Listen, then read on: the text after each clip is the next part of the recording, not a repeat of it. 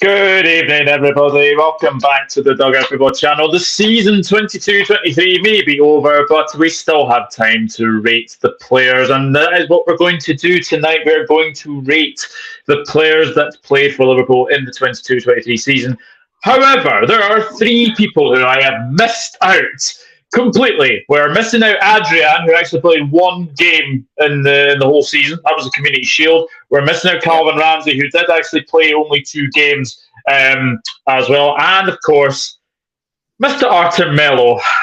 As Pep says, we cannot replace him. We cannot replace him. But anyway, guys, get your ratings down in the chat as well. And I'm delighted to say that I've been joined by two fabulous guests, two guests who I haven't had on the channel in a long time. Starting with Mr. Statman Stubbs, Stephen Stubbs. How are you, mate?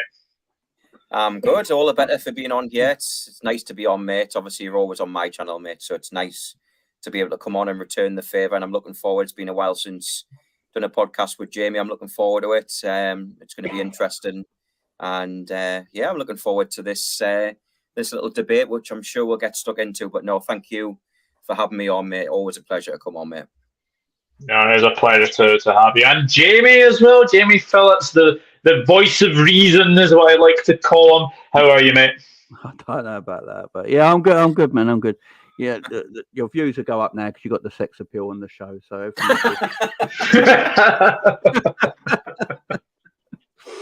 no, it's a pleasure to have you both. It's a pleasure to have you both. I mean, let's just sort of, before us really kick things off, 22-23 season, not the best, was it, Steve?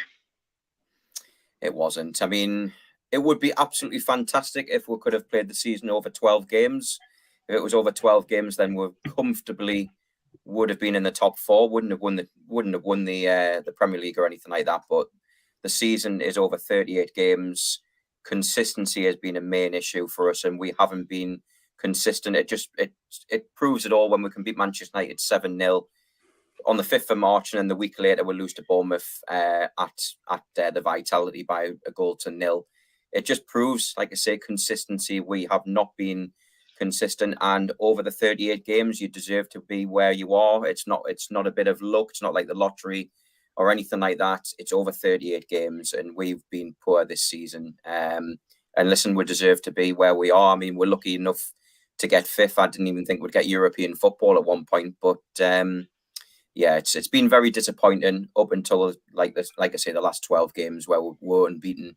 But other than that, there's not been many highlights of the season, has there? Let's be honest. I mean, Jamie, would you add on to that? I mean, there's been a very, very poor season from our standards. Yeah, dog turd. I'm going to try not to swear. Yeah, and that's hard. So, yeah, it's been trash. It's been trash since pre-season to the last game of the season. We'll get into it, but yeah, this is it's been shocking. It's been shocking, and one we will forget very soon. There'll be no DVD, that's for sure. Yes, absolutely. But guys, get your comments in, and we will read them out. Ryan is on. Hello, Ryan. I hope you're well. Easiest rating: Jordan Henderson -8. Well, we will get to that. Can anyone tell me Jordan Henderson contributes to the team of the football pitch? We won't get to Mr. Henderson. We won't get to Mr. Henderson. Good evening, Liz, as well. Hope you are well. Jamie, the voice of reason, of course. Of course, and good evening, World of Football. Unfortunately, not tonight. Just Steve and Jamie tonight as well. But we will get into it. So we'll start off with obviously our number one, Alisson Becker. Now, Alisson Becker has made 47 appearances this season, 17 clean sheets. This is what really surprised. Well, didn't really surprise me. 130 saves in all comps this season. I mean, if there was any player to say your player of the season, Steve, it'd have to be Alisson, surely. It's not even close, to be honest. It's Alisson all day long, and that just proves how bad we've been this season when we've had to rely on our goalkeeper to be player of the season. It's as bad as what Man United had to rely on when they had David De Gea player of the season for 2 or 3 seasons in a row. it just becomes, we have become a bit of a laughing stock, unfortunately. But Ali by far, he just makes you feel comfortable. Even in a one-on-one, he makes you feel comfortable. He's got that sort of Schmeichel-esque in himself as well. As much as I hate to compare keepers and anyone in particular, especially Man United goalkeepers, of course, but Schmeichel was the ultimate goalkeeper in the 90s, especially. But Ali, for me, one-on-one against him, you have to do something special to beat Ali, and he's comfortable player of the season for me. So if we're to start off ratings, I'd say a 9 for Ali for me. Yeah, Jamie, is he the best keeper in the league in our opinion? Because when I look at the keepers that are being sort of mentioned for like the team of the season, most of them are having Alisson. Yeah, it's because people are thick if they don't have Alisson. Do you know what I mean? There's a lot of people that think Ramsdale's a better keeper, Pope's a better keeper. You know, these prunes online. Yeah, he's the best goalkeeper in the league without a doubt. Even most rival fans even agree. You know, rival fans all hate Liverpool players, but they all sort of agree that Alisson's probably the best keeper in the league. It's not hard. This league ain't got very good goalkeepers in it. For me, him and Courtois are the two best goalkeepers in the world.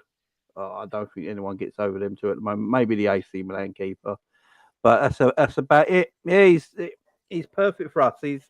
It's because, do you know what it is? Alisson don't get the credit he deserves because he doesn't do anything flashy. And that's Alisson. Yeah.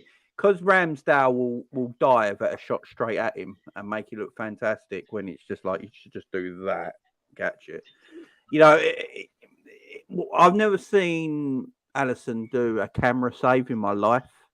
You know, the ones when they just dive to a post for no reason and, you know, and throw their whole body like a salmon in the air. It's just, you don't have to. His positioning is world class. He's great under pressure with the ball. He's a tremendous keeper, and it's an easy 9 out of 10. I mean, you can even go 10 out of 10, I suppose, because what did he actually do wrong all season? You know, if it weren't for him and two other players in the team, we probably wouldn't be 5th in the Premier League this season. So yeah. It's a 9 or a 10. If you want to give him a 10, I ain't going to argue. But a 9 on face value, yeah. Yeah, I actually said off air that I don't think anyone deserves a 10 this season, just because of how poor we've actually been. But if there's anybody to get closer to a 10, it would be Alisson. But I am going to go for a 9. I do think there was one game in particular he did make a couple of mistakes. Was it the Wolves game, the FA Cup game? Like he passed it straight to Neto, I think it was, and I think he put the ball in the net. Every goalkeeper makes mistakes, but for me, easy start for Alisson. Definitely a 9 out of 10. You can't. There's no goalkeeper that don't make mistakes. Every keeper makes mistakes. I've watched Neuer make mistakes, Alisson make mistakes, Courtois make everyone. Apparently, Tiny Arms doesn't make mistakes, Jamie. His mum made a mistake giving birth to him. So let's just put it that way. Oh, fucking idiot. Moving swiftly on. Evening, Nate. Hope you're well. Thank you for tuning in. Liz says 9 as well. Everyone can improve. Absolutely. Indeed. The next one, I thought, well, this is a very interesting one because where is Queven Kelleher? I was surprised that this, Jamie, he's only played 4 games this season. Well, I'm not surprised at it. I mean, the thing is, you got, as we just said, arguably one of the best, if not the best goalkeeper in the world in goal. You know, it's Liverpool number 1, Brazil number 1. You know, you got to be some goalkeeper to play, and you know, Kelleher's not going to play Champions League games. He's not going to play Premier League games unless Alisson's ill or injured or baptised in someone. You know, they're the only times Alisson's not going to play. So, yeah, Kelleher, I feel for him. I can understand why he might want to leave Liverpool Football Club and find someone new. I think Kelleher stays at Liverpool because we are playing Europa. Because I think he's going to get all the Europa League games because I don't see Alisson playing in, in some of these pitches around Europe in case he gets injured. So it's sort of a weird one. If we finish in the top 4, I think Kelleher leaves because he's going to get no game time. But he can have a lot of games next season being in Europa because of that reason, and maybe the League Cup and FA Cup, and just let Alisson play Premier League next season. So, yeah, it's an hard one for Kelleher. Let's say 4 games. The last game against Southampton, he did his best Adrian impression. Yeah. If Alisson played that game, I think Alisson saves 3 of them goals. I really do. Yeah. Yeah, so it's hard to rate him, ain't it? Because it's like 4 games. It's really difficult to rate. Yeah, I'll give it. I don't know if I can rate him really after 4 games. I can't even remember. Yeah, I can't even remember the Southampton game, to be fair. So well, I'm just trying to think of the other games he's played in, because obviously there was one but the Southampton game is that one. I think he may have played the Derby game. Yeah. Did he play a Champions League game? I can't. I think most of his games came in the League Cup. I think most of those games that. Oh, Wolves! Yes, that's right. That is right. Yeah, he's only played 360 minutes this season. I mean, Stephen Kenny, the Ireland manager, is actually saying that Kelleher should make the move. But do you think now, with us having Europa League, do you think he will stay? I think so. I think Jurgen even said it would take a crazy offer. I don't know what he classes as a crazy offer these days, but yeah, for me, like Jamie said, the game against Southampton, if that was his sort of showpiece to show other teams what he can do, then I don't think there'll be many teams coming in from, because I think he was at fault for at least 3 of, if not, at least 3 goals against Southampton he should have saved. To be honest, it shows how rusty he was, and you need a keeper to come in, and obviously you want someone who's, you're not going to know the difference if it's Alisson or Kelleher in goal, and obviously Kelleher usually is pretty good, to be honest, but yeah, he wasn't his greatest. You can't judge him off 1 game, but I thought he was I thought he was atrocious in that Southampton game, but that wasn't helped with Joe Gomez and Joel Matip, the 2 centre backs. It just showed the massive drop off in talent that we had. Obviously, once Virgil and Konate aren't playing, I think obviously Alisson would be a better goalkeeper. If obviously he had Virgil, Van Dijk and Konate, which he generally does anyway. That's why he makes so many saves, but they get so many chances as well. But Kelleher, 4 games, most of them have been League Cup. I thought he'd done pretty well. Obviously, the penalty saves against Derby County in the 3rd round, I think he saved at least 2, if not 3 of the penalties. It's difficult to give him. I think, if anything, because it's off over 4 games, it is difficult, but I suppose for me, I'd probably give him, I'd say 5, to be honest. 5. I don't know if that's been overly harsh, but obviously he hasn't really done much that sort of stood out for me, in fairness, whereas Alisson can be absolutely quiet in a game and then he can be called upon and pull a world-class save out, and Kelleher, I don't think, has got that in his locker, in all fairness. So for me, I'll give him a 5.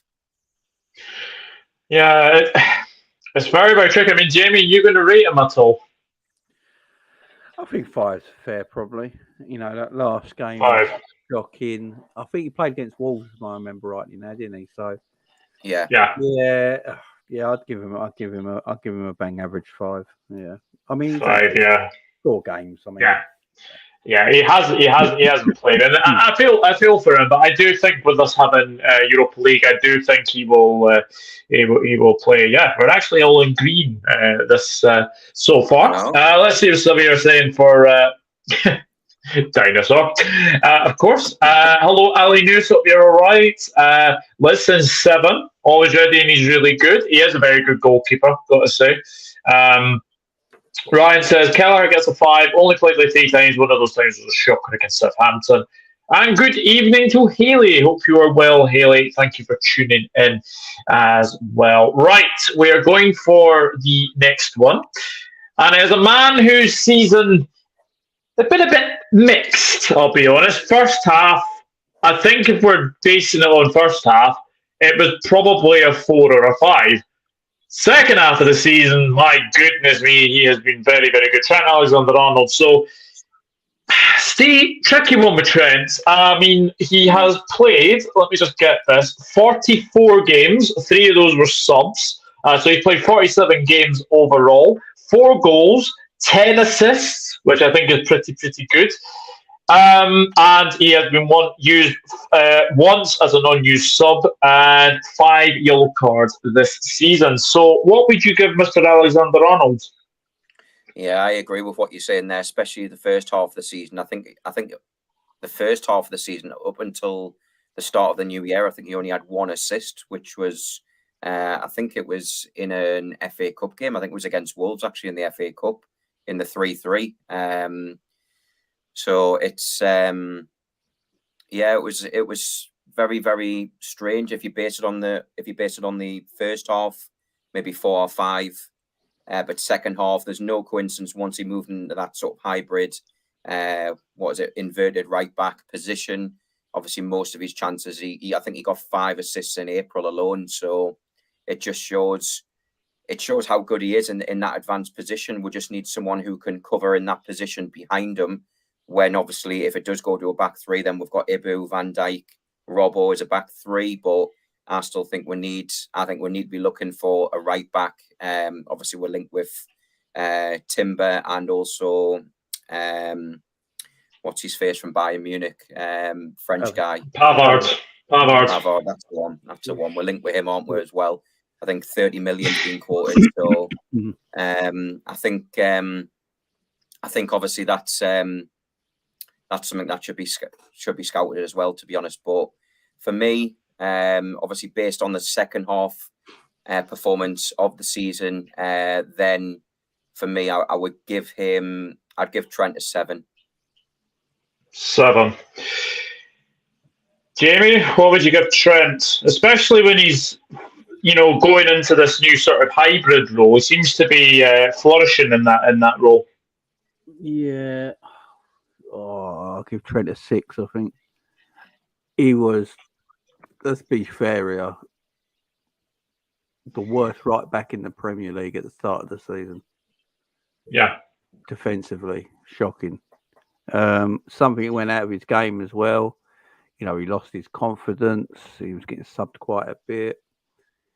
His forward play was non-existent. His forward play was excellent. We always relied on his forward play, Trent, but his forward play went out the window as well. And then they made this new role for him where he's an inside right back, coming into midfield, walking into midfield and working most of the game in that midfield area alongside Fabinho. And he looks like a totally different player and a class act. So, yeah, it's hard to give anything over a 6 or a 7 for me because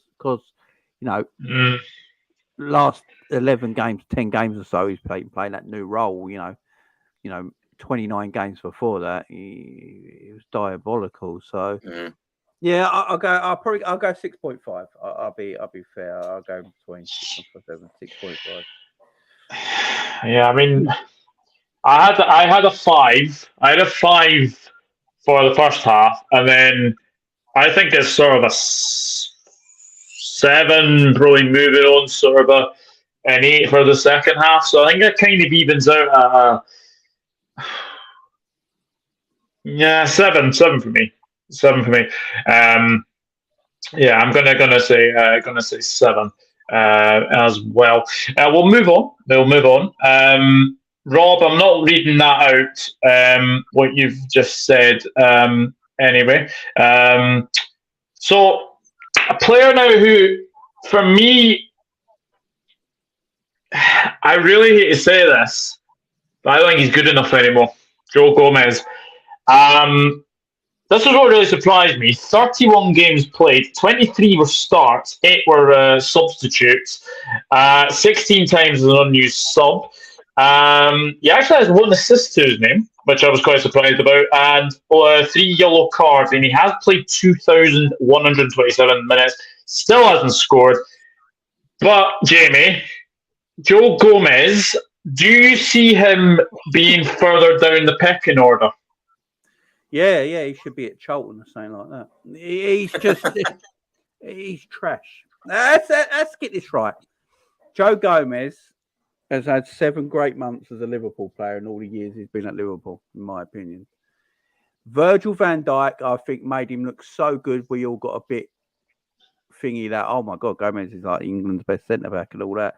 In theory, it was just Van Dijk being Superman and making anyone look good next to him at that time with peak of his powers. I look at Gomez now and I just don't... I don't see him as a top 4 defender in the Premier League. I really don't. I think... Yeah. I think when I look at him, I think he's just got to move on and for his own career, because he's still a young guy. He can have a career somewhere else, but Liverpool needs to start. He makes too many mistakes. He's too daft. He gets away. The mistakes against Real Madrid on their own should be enough. Yeah. Like the guy, he seems like a true professional. Obviously, the injuries have played a massive part in his career, but he comes back from injuries. He does look fit. He's still quick. He gives it a go, but there's something in his game that he's got that bozo gene, ain't he? That clan gene where, Harry Maguire, it's just, he can look good occasionally. Someone else can play with him, and like a Van Dijk can make him look great at the same time. But then, he just, if Liverpool want to go back to winning things and be a championship winning team again and going back to them standards, Gomez ain't at the level he once was. So what is the point of keeping him? It's my thing I always say. Your players are nowhere near as good as they were a couple of years ago, and you want to get back to the promised land. Look, did Joseph and Mary ride a 3-legged donkey to Bethlehem?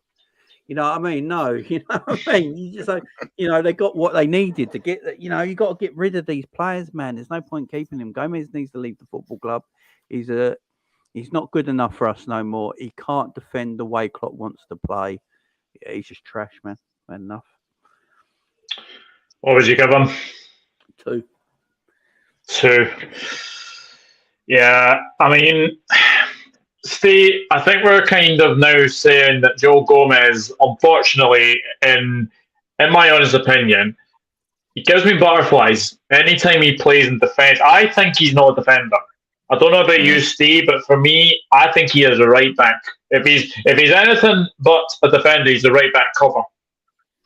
Yeah, I agree. I think he does every time he plays a centre back. I mean, he does. It goes back to the days when we had Sacco and Skirtle as our 2 centre backs. How worrying it was. I mean, obviously beating Norwich by 5-4, just with obviously them 2 playing centre backs. It was like it was almost a case of if you score 4, we'll score 5.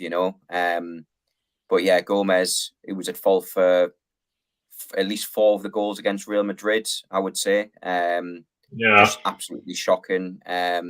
He's one good performance where he got man of the match was against Manchester City, but other than that, what has he done? What has he done this season? He hasn't done anything, and I think the only thing that keeps him going is probably his pace. I think his pace gets him off a few things, but I mean, look at the mistakes he's made. The one against Leeds, for example, when Ali made himself available, he just passed it across the box, not even looking. It was just a simple pass back to Ali, and then Leeds scored and obviously score the goal, and they end up winning 2-1, don't they? But yeah, for me, Gomez, he can't win a header. He plays centre back, can't win headers even up against a 5'7", 8" forward striker. He doesn't win headers, and I think the only thing he has got going for him is his pace. I think it is. I agree with Jamie. I think it is time for a move on. I thought we should have maybe accepted the bid from Villa a few seasons ago. I think it was 25 million from Villa that they offered. I think we should have snapped our hands off at that, to be honest. And I mean, one good performance throughout the season is not good enough for me. And I think I'm to and fro between a 2 or a 3, to be honest. I think he has been just that bad. I mean, other than the Man City game, I can't remember another good game that he's had. Napoli game away as well. Pretty first game of the Champions League. Absolutely shocking. So, yeah, I think I'll go for a nicer 3. I think 3 is being very generous, to be honest. I mean, I was between the two, but I'm going to give him a 2 because I just think he. Liz says here Gomez 4. I just don't think he's good enough. I don't think he is as well. I honestly do not think as well. Ali News is given his players. Ali 9, Trent is midfield 9 as a defender 5. Virgil 6.5. Robo 7, Simicast 6, Gomez 6, Jones, Thiago 6.55, Konate 7, Elliott 6.5. Well, we'll get to them as well. Good evening, Daz. Hope you're well. Hope you are well. Islanders, hope you're well. Daz, not bad on yourself. If I was Klopp, it would still at least 5-6 players for me. If you're not good enough anywhere, you're gone. Maybe I'm too harsh, but I care too much about the club. That's mine as well. That is mine as well. Now, to a man who I think has had a very, very poor season, especially by his standards, Virgil van Dijk. He's made 41 appearances, scored 3 goals. One of them was an unused sub. He has played 3,645 minutes with 3 yellow cards. Jamie, do you think we might actually have to have a discussion about Van Dijk? Yeah, we'll know next season. You know, the thing with Virgil, he had a horrible injury out a year, comes back, didn't go to the Euro, stayed behind to get fit. Desperately wanted to go to the World Cup, played every minute for Liverpool pretty much last season. Plays all this season, goes to a World Cup. It's just, he's played too much football since that injury. That injury's bad, man. And I think it's still mentally, I think he's still thinking about that injury as well. You know, he doesn't engage anymore, does he? He doesn't engage at all. And I think that injury's lingering on his mind, but he's getting it. It's not like he's 25 and we can, he can get over it eventually and he's going to be all right in the next year or two. He'll be flying again. You know, he's in his 30s and I don't know. I don't know. With a better midfield, hopefully, in front of him next season.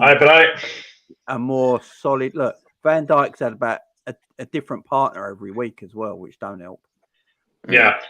Let's wait till next season. If Virgil is still like this next season when he's got a better team in front of him and he's had the summer off, then we'll have questions. But at this moment in time, you're dog turd, man.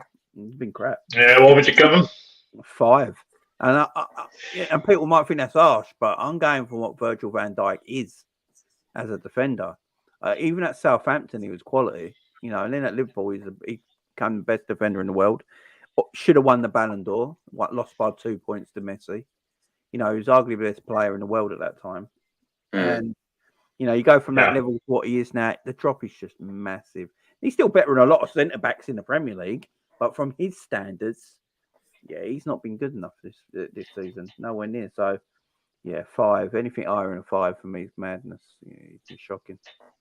Yeah, it's not been a great season for Van Dijk, and a lot of people could probably argue that he was wanting to play in the World Cup. Do you think that had too much of a burden on this season?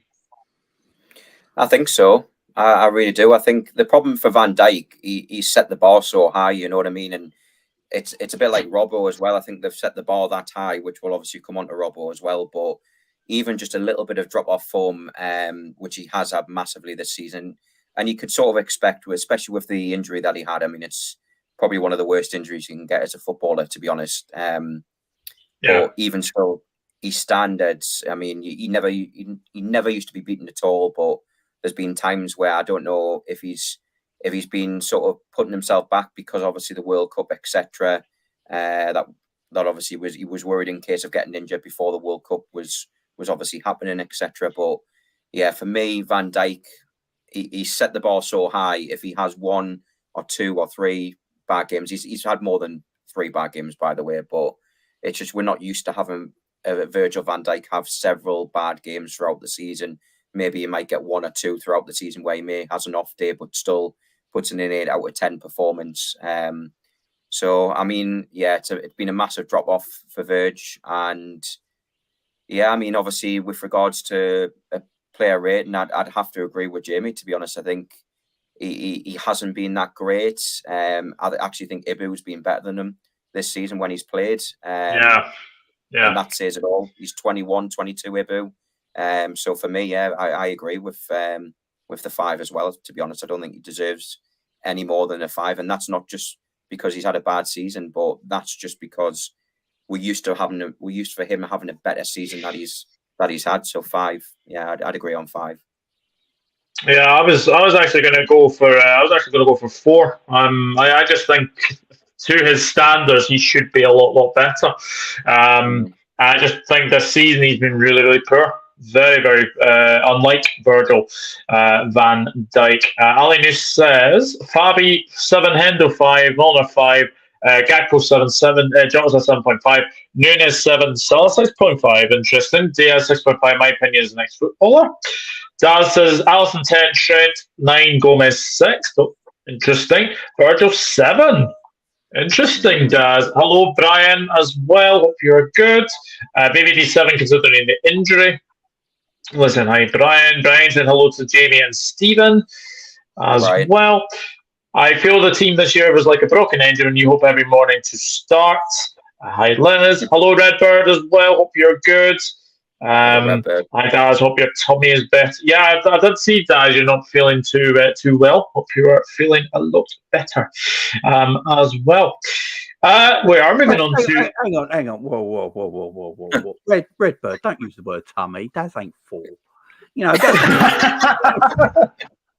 Redbird, I love you, man. I love you. But go, Daz, your gut feeling better, man. That's what you need. You know, fella talk. No tummy stuff, man. No tummy stuff. All love, Redbird. All love. Yeah, the next one is Ibrahim Konate, who I think has had a very, very better season than Virgil van Dijk. Let me just say that. 24 appearances, 23 of them were starts, 1 was a sub, 6 of them were unused substitutions, 6 yellow cards. No goals, which is interestingly enough, because I do remember that he actually did get one, I think, in the... that was last season. He got one in the Champions League. Yeah, that's right. Steve, I mean, we have said that Konate has had a better season than Van Dijk. Do you think he's our best defender? I do think he's our best defender, and that's scary to say the least. I mean, it's good that he's only I think he is 21, 22, if I'm not mistaken. So he's still got plenty of years ahead of him. But I mean, don't get me wrong, he's got a few mistakes in him as well, but. Obviously, his pace and his length, his legs get him out of quite a few situations as well. But for me, he's been phenomenal. He's been our best. I'd say he's been our best defender this season, without a doubt. So I'd give Ibu. I'd give him a 7.5. 7.5. Jamie, what would you give Ibu? It's a weird one, Ibu, ain't it? Because there's games where he looks amazing, and then there's games he looks like trash. I thought he looked better for France than he did Liverpool in the World Cup. My worry about Ibu is that he can't play out wide. Like, he's not one of them defenders who's comfortable being pulled out wide. You know, even though he's quick and strong, he struggles out there. He's still got positional problems. He's still clumsy sometimes. I feel like out of all the defenders we got, Ibu is the one who's going to give away a penalty. I always feel that. I don't think Van Dijk does. Even Gomez, probably because he's not good enough to get nowhere near anyone. But I just feel like if Konate's playing, sometimes I'm like, he could give away a penalty occasionally. But he's been great. He's been great. He's still got work to do in his game, but he's been Liverpool's best. He's definitely been Liverpool's best defender this season. I don't think he's Liverpool's best defender. I still think that's Virgil van Dijk. But this season, Konate's been better than him. And he's only going to get better. Yeah. I'll give Konate a 7. I thought Konate was excellent at the World Cup as well. I thought he was far better than Upamecano, who's just terrible. Konate's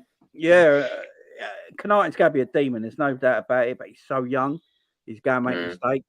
He's going to have a bad game here and there, but yeah, he's definitely a quality player, and in the future, I'm well happy we got him. But this season, a 7, yeah.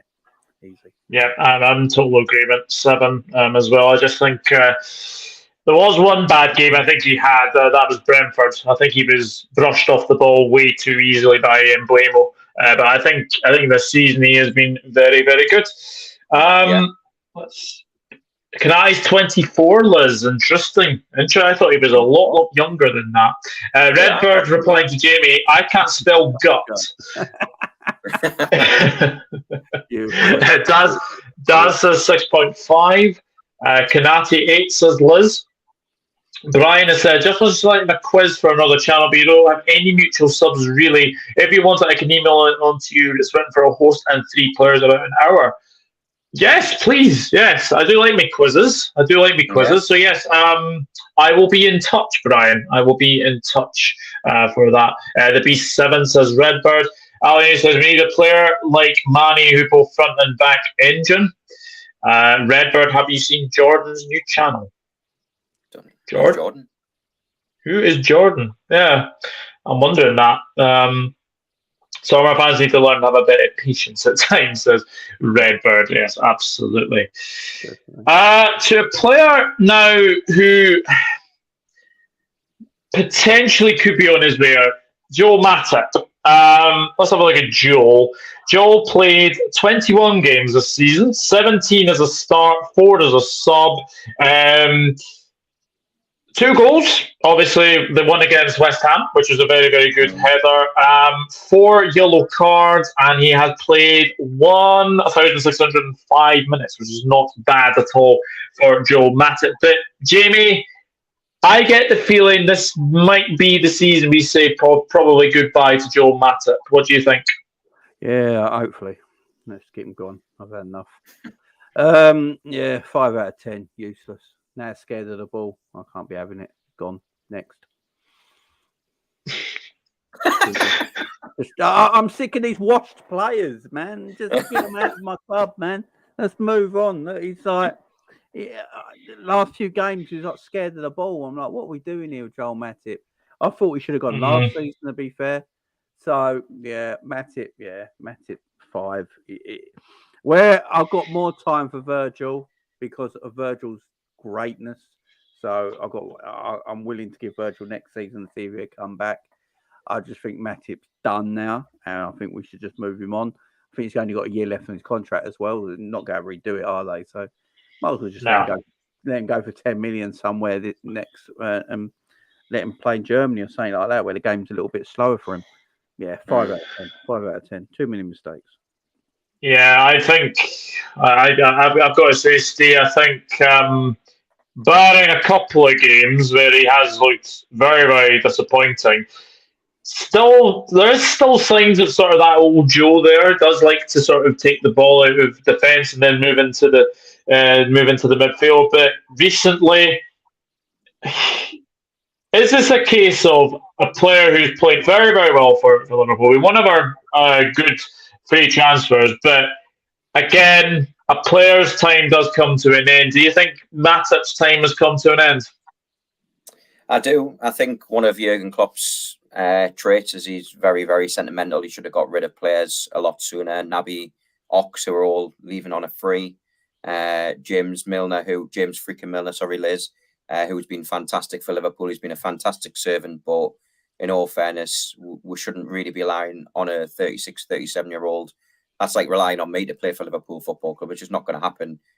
James Milner's a miles better player than me, by the way. I'm not saying I'm anywhere near as good as James freaking Milner, Liz, before you say anything. But, for me, Matip, he's had his best days. He really has. He has looked... It's like, at times as well, I don't know if Jamie just said it there, that it's like he's playing with a hot potato. He just wants to get rid of the ball as soon as possible. He's quite reluctant to carry that ball forward like he used to do as well. I think he's been better than Gomez, but that's not difficult in all fairness. He's got a few goals. I mean, he scored 2 goals, like you say, West Ham one as well. I think I can't remember the other goal he scored against, but yeah, 2 goals this season's not bad.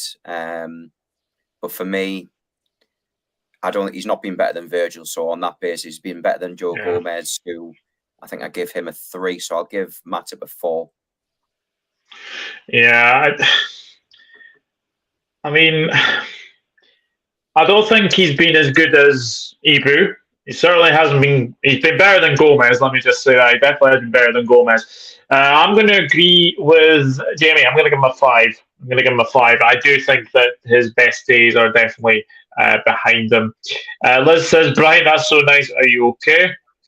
Ryan says, Kanai is quality, but I do think we've overrated him as a fan base this season. He has too many bozo moments, in my opinion, but he will get better. That's fair. That's fair. Dad's been just chatting to him. 5.5 for Matip. Matip like 5.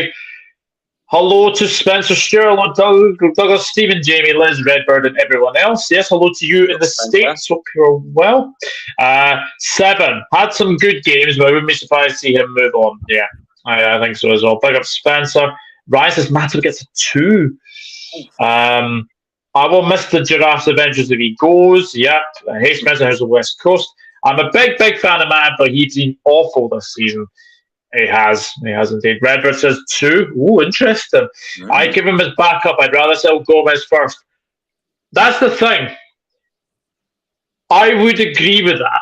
I would keep Matip ahead of Gomez. I'd even keep Nat Phillips ahead of Gomez, and I've not even included him in this because he's hardly played as well. But yeah, I would say Matip definitely ahead of Gomez. Has been cold, but today's a little warmer. How's the weather in Florida? Get it right, Stephen. Thanks, Steve. Spencer smiling. Brian, I would sell Gomez first too, but that's not saying much. Max M says Matip 3 or 4. He has scored important goals. West Ham, Ajax. That's the other one. He must have was in the Amsterdam Arena. No, it was Amsterdam Arena. It was at Anfield. Winner. Yeah. Gomez and Matip both need to go, but Gomez is worse. 2 for Joel. That seems a little harsh to say. Maybe 4. Liverpool fan for life is Jordan. Yeah, I did see that. Redbird. I did see that. Brian putting Jamie's link in the chat. Just watching the off-topic test match on BBC. There we go. Gomez put in the trash, says Redbird. Oh, here we go. Hit that dang like button. There you go, Liz. Always do it. Always do it for you. Was that your best American accent, that Doug, was it? No, that was really bad. That was very, very bad. Let me just say that. So another player who could potentially be on the way out is Mr. Kostas Tsimikas. 27 games played, 15 starts, 12 as a sub, 1,273 minutes played, 0 goals, 3 assists, which is not bad at all. But again, Steve, would you be surprised if Kostas leaves in the summer? I wouldn't be. I mean, if you look at the pictures of the last game of the season, he was in absolute tears. That says to me that he's potentially on his way. I don't think he's crying because he's had a crap season or anything like that. I think when he's came on, he's had nightmares, to be honest. I think when he started ahead of Robbo, when Robbo's been rested, he's been one of the worst players on the pitch. In all fairness, he hasn't been the same player. He wasn't even getting them assists that he used to be. Yeah, he's got 3 assists this season, but obviously for a team like us, how attacking we play as well, we have them. Obviously Trent, Robbo, or Tsimikas, if he plays, we have them players bombing forward, and you'd expect to get them assists, and he just hasn't really done it for me. I don't think he's been good enough, and I don't know about you guys, but I think a player who's leaving Dortmund and Rafael Guerrero, I think he would be a fantastic signing. He's got experience, knows how to score goals. I think he scored 5 goals this season in the Bundesliga, and he's available for a free transfer, so it's a no-brainer for me. But I don't know what you guys think about that. But Tsimikas, for me, I'd give him a 4. 4. Yeah. I mean, Jamie, we always had this feeling that if Robertson was out, Tsimikas would come in. And then obviously Tsimikas would be very, very reliable to, play very, very well. Hasn't happened for him this season, though, has it? No. It's because he's crap. It's just, he's not good enough. If Liverpool get a decent offer, I think Liverpool have already said that if a decent offer comes for Tsimikas, they won't get in his way of going. So I think if Liverpool get a decent offer for Tsimikas, I'm with Steve, geezer from Dortmund. Yeah, go. He's a free. for me, is an upgrade on Tsimikas. So go and get him as the option for Robbo. Personally, I think Robbo should be second choice left back next season. We should be getting a new left back. That's how I look at it. I think Robbo now has to take the Tsimikas role next season. We get a brand new left back because Robbo's got a lot of issues himself. But Tsimikas, unfortunately, no. There's a lot of people always used to say, Tsimikas was better than Robbo. And then when Robbo came back in the team, you saw the difference. There's nowhere near. We need our transfers for next season is going to be majority of midfield and a centre back probably. So they might keep Tsimikas, or they might feel like one of the youth players can do the same job Tsimikas can with not much quality difference. So they might still be. I'd be surprised if Tsimikas is here next season. I really would, because I don't see him getting many minutes next season. So yeah, he's been poor, terrible. In fact, I'd give him a 4. I think it's been awful. Yeah, I've got to be honest. I think it's all round 4s.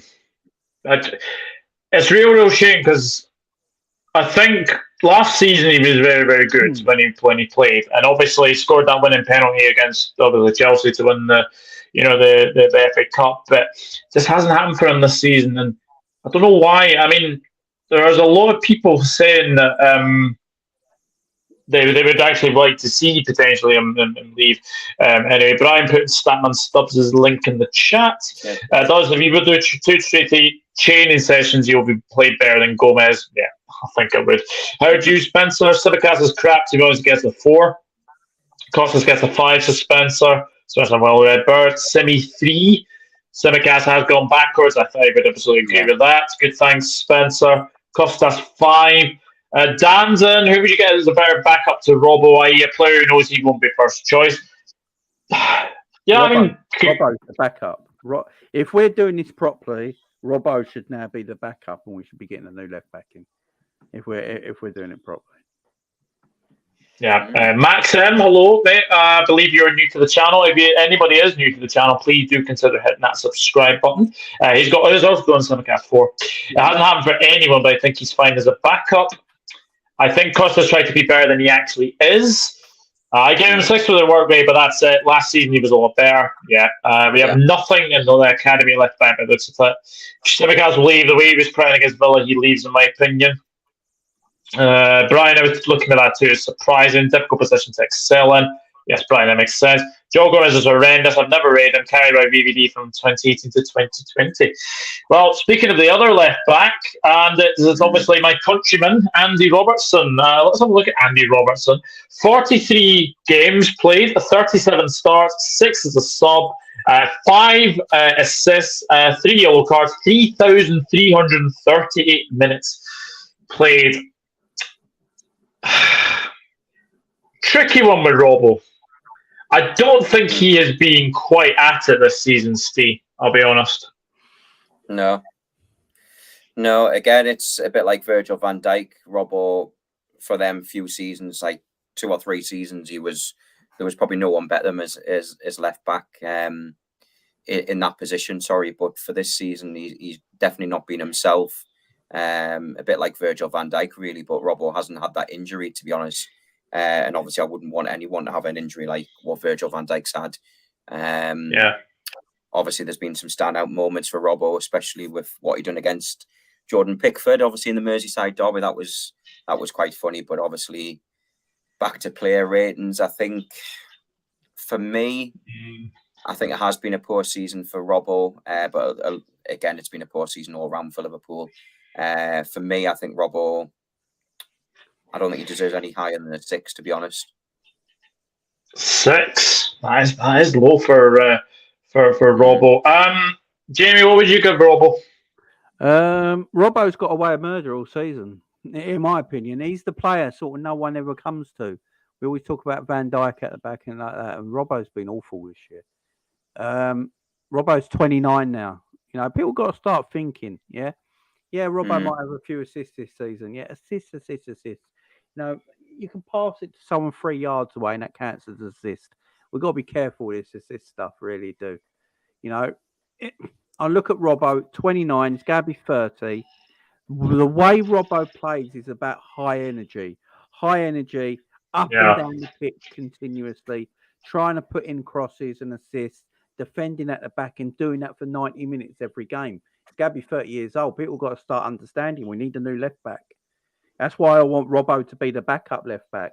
You can't expect Robbo next season just to go be that Duracell bunny he was when he was 27 and 26, being excellent as the best left back in world football at that time, more than likely, to doing that now when he's going to become 30.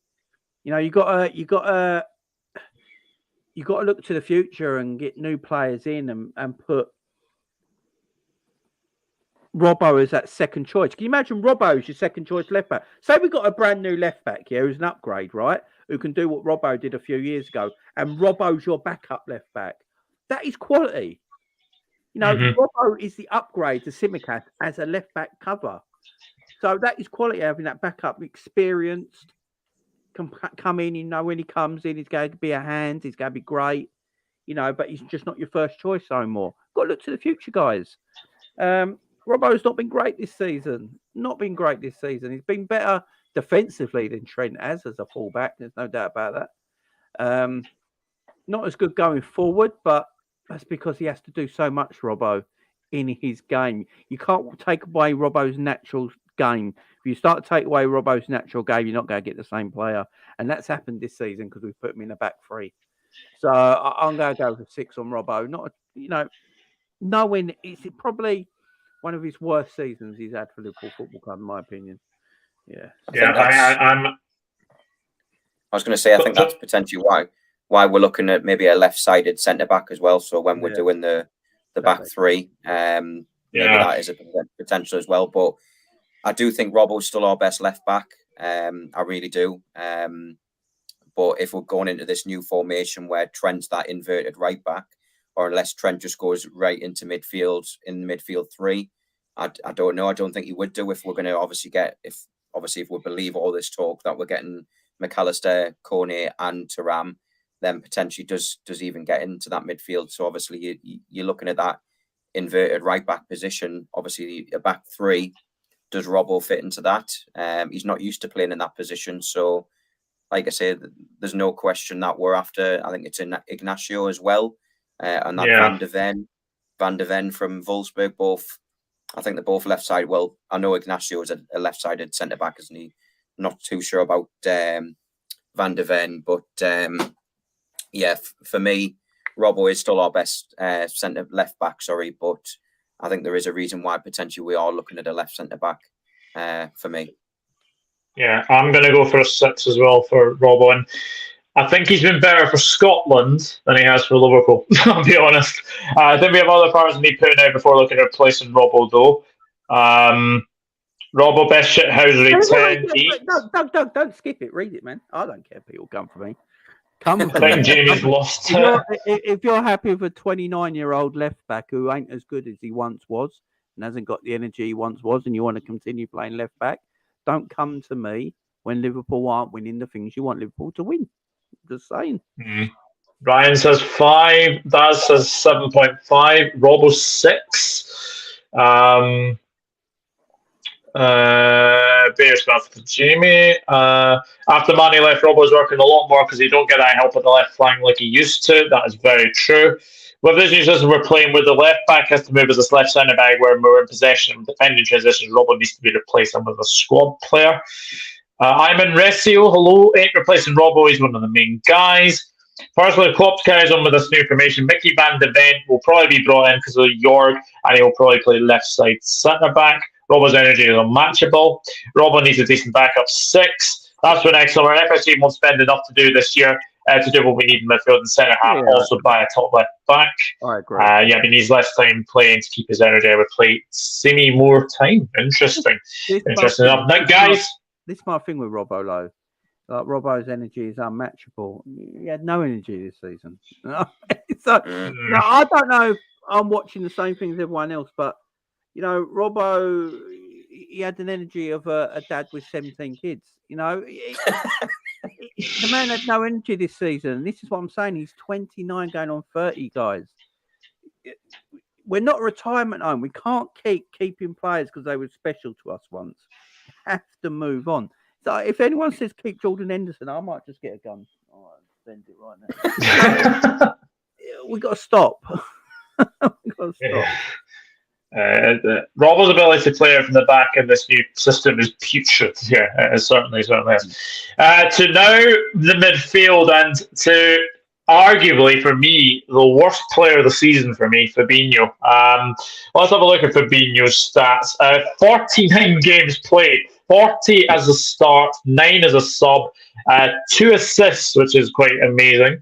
3,538 minutes played, 11 yellow cards. Yeah, and it's the yellow cards that I'm looking at, Steve. He's lucky he hasn't got 1 or 2 reds for me. How bad has Fabinho been? I mean, for me, Fabinho seems a better player once he's on a yellow card, to be honest. He seems to control the game a lot more. You know what I mean? He does. He just seems to have to get a yellow card before he actually starts playing. He's like, oh, shit, I can't make another foul now because I'm going to be sent off. I mean, he's a bit like Granit Xhaka, and he's guaranteed to get a yellow card every game he generally plays. I'm quite surprised. To my knowledge, I don't think he got a suspension, did he, for his yellow cards? No, I don't think he did. No. Don't think he did, but obviously he was guaranteed. He generally is guaranteed to get a yellow card, and I do generally think he is a better player when he is on a yellow card. But yeah, I mean, he's another one that's victim of obviously set the standards again. Obviously, at one point we were obviously saying him and Rodri were the 2 best DMs in world football. Obviously, now Rodri's taken that step so much further. Fabinho's came all the way crashing down, but yeah, I mean, it's difficult. It's difficult for Fabinho. He's had decent games. He really has, but we've noticed the drop off in Fabinho, and I definitely don't think he's been our worst midfielder this season. I really don't, but it's been a competition. He's obviously up there, but definitely not the worst for me. If we're giving Fabinho, well, obviously we're giving players ratings, aren't we? So Fabinho, I'll give him a 6. Wow, that is. I've got to say that is very, very generous. Very, very generous. I was actually looking on the same lines as Joe Gomez. I think he's been very poor. I think he's been first half of the season really bad, really, really bad from Fabinho's sort of standards. Has sort of got better, but I do agree with the fact that you said this, that he only plays better if he's on a yellow card, and that is the worry. I mean, Jamie, what would you give Fabinho? I said it last season that there was something wrong with Fabinho, and everyone shouting at me on my channel when I said it last season. But Fabinho, he has played the role he plays in this Liverpool team since he came to Liverpool under Jurgen Klopp. There's a lot of pressure on him because he's our only DM. So he played all the time. And the way we play with the high intensity, the amount of running you have to do in that midfield, the amount of covering you have to do for other people's positions, it's just got to Fabinho now. And my problem again, I look at it and think, am I going to get Fabinho of 2 years ago when he was up there as one of the best DMs? Probably not, because he's going to go on to be 30 next year. So a 30-year-old Fabinho, like people keep telling me, he's going to have the summer off, he's going to be rested, he's going to come back fresh. He had the summer off last year. He's going to come back fresh and everything, he's going to be better. But he's going up in age, guys. Is a 30-year-old Fabinho going to be better than the 26, 27-year-old Fabinho? He's just not. He's not. So again, why are we keeping him? Why are we keeping these players constantly? I don't think he's been Liverpool's worst midfielder this season. It goes with certain Mackham. But he's the thing with Fabinho, when the game is in front of him and no one is pressing our midfield and that people are sort of like sitting back in low blocks and there's no pressure on Fabinho. Fabinho looks quite decent because he's actually, all in all, actually a very good footballer. You know, he's got good passing, Yeah. he can have a shot, good set, he's got good penalties. He's got ability, right? That's certain Mackham ain't. And when you you know where I'm going, don't you? I know where you're going with Hendo's, yeah. When you got a Fabinho, like, so that Fabinho can look okay on the eye. So people think, oh, he's back. And then when you get a Villa game, the second to last game of the season, when you're just getting run past constantly because Villa are dub pressing our midfield. The game against Southampton when I can't remember the geezer's name there, run past Fabinho, and Fabinho went like that with a kick and got nowhere near him. It's like, right, he's done. It's done. Let's stop. He hadn't scored all season, Jay, either. That guy. Yeah, exactly. And yeah, I'll give Fabinho a 5. 5. He's not the DM he once was, but he had good games for me. There were some good games he had. He showed that he's got ability on the ball when he's got time on the ball. But my worry is next season, again, a 30-year-old Fabinho is just not going to be as good as he was 2 years ago. I mean, Steve's giving him a 6. Jamie's giving him a 5. I actually am giving him the same number he plays, 3. I think he's been poor. I think he has been poor. But that's not the only poor player. Let me just say that. Back to Jamie. Gavardo is perfect but too expensive. Way too expensive. The people think we can win trophies being pensioners FC. Sad as it is, Fabby and Fab no more 3. Brian, I wish he was cheaper. If I remember the Brighton game, it was hilarious. He came on 15 seconds and got a yellow card, should have got a red card. Yes, he should have been sent off. Should have been sent off. Fabinho was better than Henderson. Yeah, Fabinho was better than Henderson for me, at least. He still plays. We don't hear about him, but he is there. Fabinho must be at a place he cannot be trusted over a full season anymore. Liz says 6. Spot on. Sign of a master that plays 70 in a yellow every game, then avoids a suspension total. You can't teach that shit. Fab maybe a 5. Red Bull's number 3 now. He was poor because we use with him to play great. Fabinho 7. Fab 6. Stubbsy, has Haley told you to be nice? Daz number 3. Let's be honest, how you can play well where you play in the same lane with Hendo and Millie, that is very true. Fabinho gets a 2, and Jamie's like the East German judges in the Olympics from back in the day. That is brilliant. That is brilliant. I dread to see your rating for Hendo now after you've been slating him. Yeah, we will get to Hendo. We will get to Hendo. Yeah. Thiago Alcantara. 28 games played, 22 as a start, 6 as a sub, 1,963 minutes, 0 goals, 0 assists, 2 yellow cards. The problem I have with Thiago, Jamie, he can't stay fit. That's on him. And would you keep him to play Europa League games? Because at this moment in time, if we were to get the players that potentially are coming in, I don't see a place in the midfield for him. It all depends on our summer. If we get these 3 players that we're heavily linked with, and if we get these 3 players we're heavily linked with, we're going for a title next season. But if we get these 3 players, then Thiago needs to leave. Look, Thiago's got 1 year left. We got to look at this. People might not like it, but football's business. It's a business, and people might not like that word, but it's true. Thiago is not going to sign a brand new deal. He's got a year left in his contract. I personally think I can't see the point in keeping him. He's going to play, 10 games a season? Injuries. He keeps getting injured. He can't play. He struggles to... The reason Thiago looks good when he plays, I don't think he suits our system under Jurgen Klopp in the 4-3-3. But because he's so good, he makes it almost work. But that's then that's damaging him because he's trying to make it work because he's so good. It's then making him more injured because, as he says, he has to run more. If anyone watched Thiago's career, Thiago played in double pivots at Barcelona and Bayern Munich, where he plays with a defensive midfielder and he plays alongside them. And in that defensive midfielder and the team, the way they play, they control the game. And that gives Thiago all the space in the world. Thiago never has to run. He never ran at Bayern Munich. Barcelona. You know, at Liverpool in a 4-3-3, he's going to have to run. And that's not his game. That's why he said this season, Jurgen Klopp showed me how to run, taught me how to run, because he's never known what to do before like that. Because he's so good, he's making it work. But it's a detriment to him because he's getting injured all the time because of it. And you've got a year left on the table. if we have a great transfer summer, it's a big if, and these 3 players come in that we're heavily linked with, then I'd probably let him go. But I don't think he's been great this season. Even when he came back from fitness, when he came back and he was apparently fit, I thought he was terrible.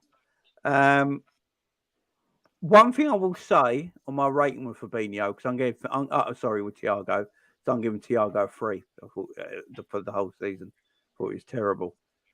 But my rating for that is because I don't think he was ever fit this season.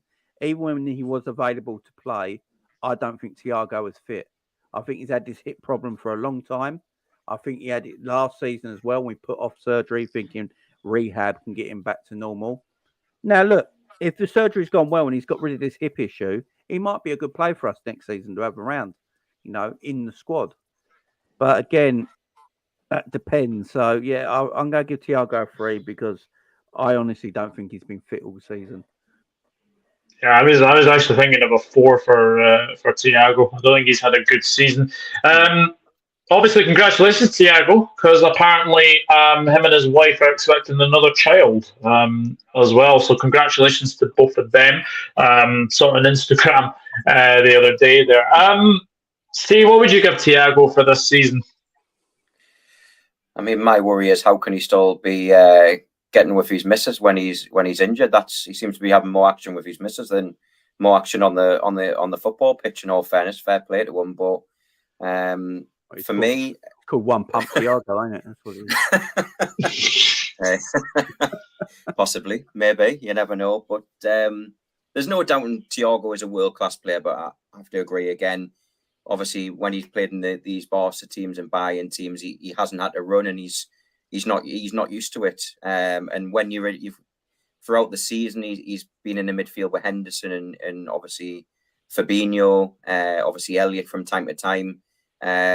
He is a good player, but unfortunately, you're only as good as your last game. That's how it is. I think Thiago. I think if we do, and it's a big if, obviously we're linked with, we're linked with everyone at this moment in time, and the transfer window is not even open yet. But if we do get the players, these 3 midfielders that we are linked with, then he doesn't start for me. I think we'll have our legs back in that midfield with obviously Kone, Thuram, and McAllister as well. So I don't think he starts if we get them 3 in. Thiago, I would still keep him on for next season, but then again, if someone like a Barcelona or maybe a Bayern Munich, in fact, came in with a bid of maybe, I don't know, 20, 30 million, then I think that would be the time to say, yeah, fair enough. He's got a year left on his deal. Maybe have some sort of agreement, Yeah. So I'd agree on a 4.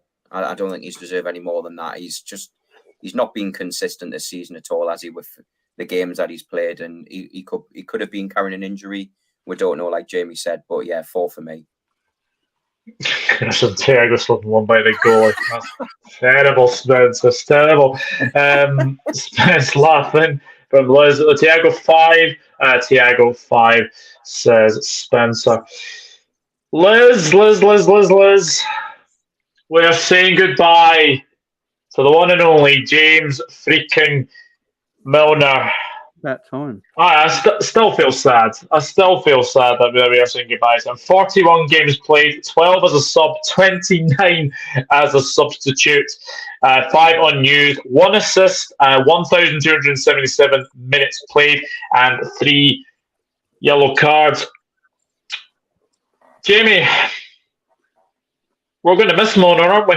Not so much for the player, but in the dressing room. Give a shit, to be fair. Look, I'm not in the dressing room. I'm not in the dressing room, man. I don't know what goes on in there. He could be giving hand jobs behind the toilets for all I know. I don't. Look, Milner as a professional is great, and he's going to be a great professional for Brighton, and he's probably going to help the youngsters at Brighton like he did at Liverpool, in all fairness. But the man's 48 years old, whatever he is. It's just time to... Should have gone last season. He shouldn't have got a year's deal. I love the guy. He's a proper pro. If you've got kids and you want them to watch football, don't get them watching Neymar and stuff like that. Get them watching get them watching a James Milner because he's a proper professional. And if you act like that, you can have a career like James Milner done. He's won Champions Leagues, won multiple leagues. He's won cups. He's won pretty much everything there is in football, and in his longevity and everything like that, he's been a tremendous professional. But no, look, when the season starts in August, I won't even remember James Milner played for us. To be fair, it's just going to be moving on, and I hope the man all the luck in the world. One thing I will say, he's better than Jordan Henderson. All right, and I've said this for a while. For me, James Milner is a better footballer than Jordan Henderson, and I'm not just slagging off Henderson, I've just slagging him off for once. Milner is actually a better footballer. He's a better professional. He's better everything. Where Milner's legs haven't gone really, and he's 38. Endo's legs are dead. He's 33. Milner's a true professional to his game, but am I going to miss him? No, he's gone. Brighton's issue now. What do they do with a 38-year-old? I mean, it's mad. It's mad. But yeah, all the best to him. He was better than Henderson this season. He was versatile. He played fullback. The game against Man City alone, when Foden didn't get a kick of the ball, for that alone, I'll give him a 6. 6. Yeah, I'm going to give James Milner sorry, James freaking Milner a 6. Liz is giving him a 10. Steve, what would you give James freaking Milner? James freaking Milner. Where do you start with him? I mean, like I say, he's been an absolutely brilliant servant for Liverpool Football Club. I think now is the time to move on. Obviously, as Jamie reads his favourite player. No, I mean, I say it all along. The best ability is availability, and obviously he was available every time to be called upon. He very rarely got injured. Maybe had a few hamstring injuries here or there, but for me, you could always rely on him. He very rarely had a bad game. You could put Milner in goal and he'd still do a job. He's played left back. He's played right back. He could play centre back, to be honest. He can play anywhere across the pitch, to be honest. He is that good, and he is an utmost professional. I think he's a role model for obviously all the younger kids, even like Harvey Elliott said the same thing as well. I do think, like I said, Klopp's problem is that he is sentimental. These players, unfortunately, should have gone maybe a couple of seasons ago, and where potentially, obviously not Milner, because Milner, unfortunately, sorry, Liz, James friggin' Milner didn't really have any monetarised value or anything like that for him, but obviously Naby did. We got him. What a mistake. He's been 52 million. Absolute waste of space. Obviously Ox as well. Players like that. But yeah, we should have sold long time ago. But for me, Milner, we will miss his leadership. We will, and his consistency of games and being relied on. Obviously him coming on maybe for the last 10 or 15 minutes just to close the game up. I do think Millie deserves a 7. I think that's a fair comparison. I think he's been probably one of our best midfielders, and that says it all, really. Yeah, Milner and Henderson are the basis of everything we want, but the time has come. Losing them isn't the issue, replacing them is. That is very true. Alan says, replacing Milner's leadership won't be easy. 0, just kidding. Liz, I say 7. It's very true what Jamie said. If true professional plays the game right. Absolutely.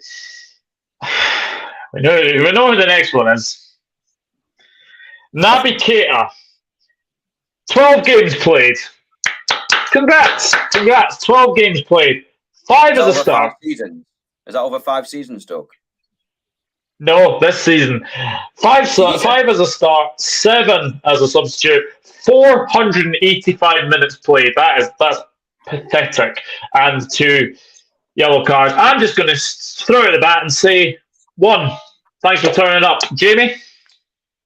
3. 3. Wow. Steve? I mean, he's made more guest appearances and as an extra on casualty than he has made for Liverpool Football Club. It's just, I mean, how we paid 52 million pounds for that player, and he's going for nothing. We'll let him go on a free. You know what I mean? It just says it all. I mean, I'd give him. I'd be really, really harsh and give him a none, but I'm not going to give him a none. I'm going to give him a 1. I think he's just. There's been the way I think about it, you could have given a youth player more time. You know, I mean, Bajcetic, who's Brian's giving him a 0. Yeah, but that's his all. We played Bajcetic more this season, and obviously he's burnt out. He got a horrible injury. But yeah, Naby he should have gone 2 or 3 seasons ago. To be honest, I'll give him a 1, and that's being generous. Yeah, that is being generous. Daz has 4. We made Naby a millionaire for letting us playing 1. Naby 3, you gotta hang, nail, and miss a game. 2 or 3, that is probably generous, and Naby seems allergic to grass. Here we go. Oh god. El Capitan, Jordan Henderson. I'm dreading what Jamie's going to pick, but I'm actually going to start with Jamie. Actually, Jordan Henderson, 42 games played, 29 starts. 29 starts, way too many in my opinion. 13 as a sub, 1 unused sub as well. 2 assists, 2,553 minutes played, 2 yellow cards. I would rather wear a used condom than see Hendo play again. That is. Look, I love Hendo. I actually love the guy. To be fair, I got the guy's book. I do love Hendo. He's great for our football club, right? He was part of the reason for success at this football club under Jurgen Klopp. So I'll give him his credit there. But the man, he can't. I'm sick of seeing slow football. He doesn't progress with the ball anymore. He gets it out wide. He always tries that one first time curling cross to the back post that never works. I'm sick of him when he gets under a bit of pressure. He just hoofs the ball up the pitch. And then when he goes on a mazy run, sometimes when he does go on a little run, he travels to the ball about 20 yards. He looks up and then passes backwards. What was the point of the run? Look, I love the guy. I do actually like him. I really rate him as a player, as a person, as a captain. But he can't do what Jurgen Klopp wants him to do anymore, and we have to move on. I keep saying it. We got players in this team that we absolutely adore. We love. We've had them for time. Like Henderson, if Henderson stays at Liverpool till he retires, he will stay in the first team longer than Steven Gerrard did. Almost. Yeah. That's mad. Right? It is crazy, that's mad. If he stays till he retires at Liverpool, he will be playing for Liverpool for 14 to 15 years, which is as long as Steven Gerrard. We got to move these players on. Like I don't see Endo leaving next season. I think he'll still be important to what Jurgen Klopp wants to do next season. But the season after that, you got to go. Look, you're not retiring here, all right? You go and retire somewhere else, and we'll give you a testimonial that because you deserve it. You deserve your flowers, what you did for this football club. But yeah, we got sentiment at our club. It's too much sometimes. We need to move players on, and I love the guy, but this season he's been our worst midfielder. Stefan Bajcetic came into the team, and it was like a breath of fresh air. And you look at that, and you look at Hendo and thinking, right, Harvey Elliott came into this team this season, and he was just as bad as Hendo, but he's played in a position that he don't suit him, so I'll give him credit. He tried. Hendo's not versatile. I know people keep telling us keep Hendo around because he can be the new Milner. Well, you want to see Hendo play right back? Fuck yeah, I don't. Milner could play right back and stop Foden kicking a ball. I don't want to see Hendo playing right back and Endo's got one position on the pitch, and that is probably the number 6 position next season. And what can Hendo do? I'm being honest here, guys. What can Hendo do next season? What can he improve on next season? Can he progress with the ball? Is he going to start getting more assists around the 18-yard box? Is he going to get down that right-hand side and whip beautiful crosses in? Or is he just going to be a runner that covers for Trent? Yeah. That's what we got to say. Yeah. So for me, Hendo gets a 2. I give Cater a 3. I'm giving Hendo a 2. Jesus. Because I think the couple of games that Cater played, when he did play, he actually looked quite decent before he died again. I thought he actually, and then Hendo's level, it's not good enough. He's our worst midfielder this season, too. Well, there we go. You heard it there, ladies and gentlemen. That's Jamie thinks that Henderson's been our worst midfielder. I'm going to give him a 3. I'm going to give him a 3. I don't think he was as bad as obviously Naby Keita, but he has been there. But yeah, his legs have gone. Steve, his legs have gone, haven't they?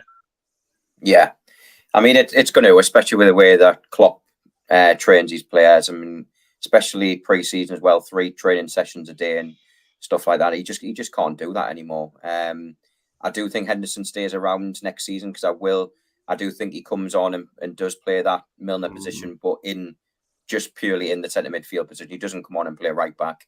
That's for certain, like Milner can do.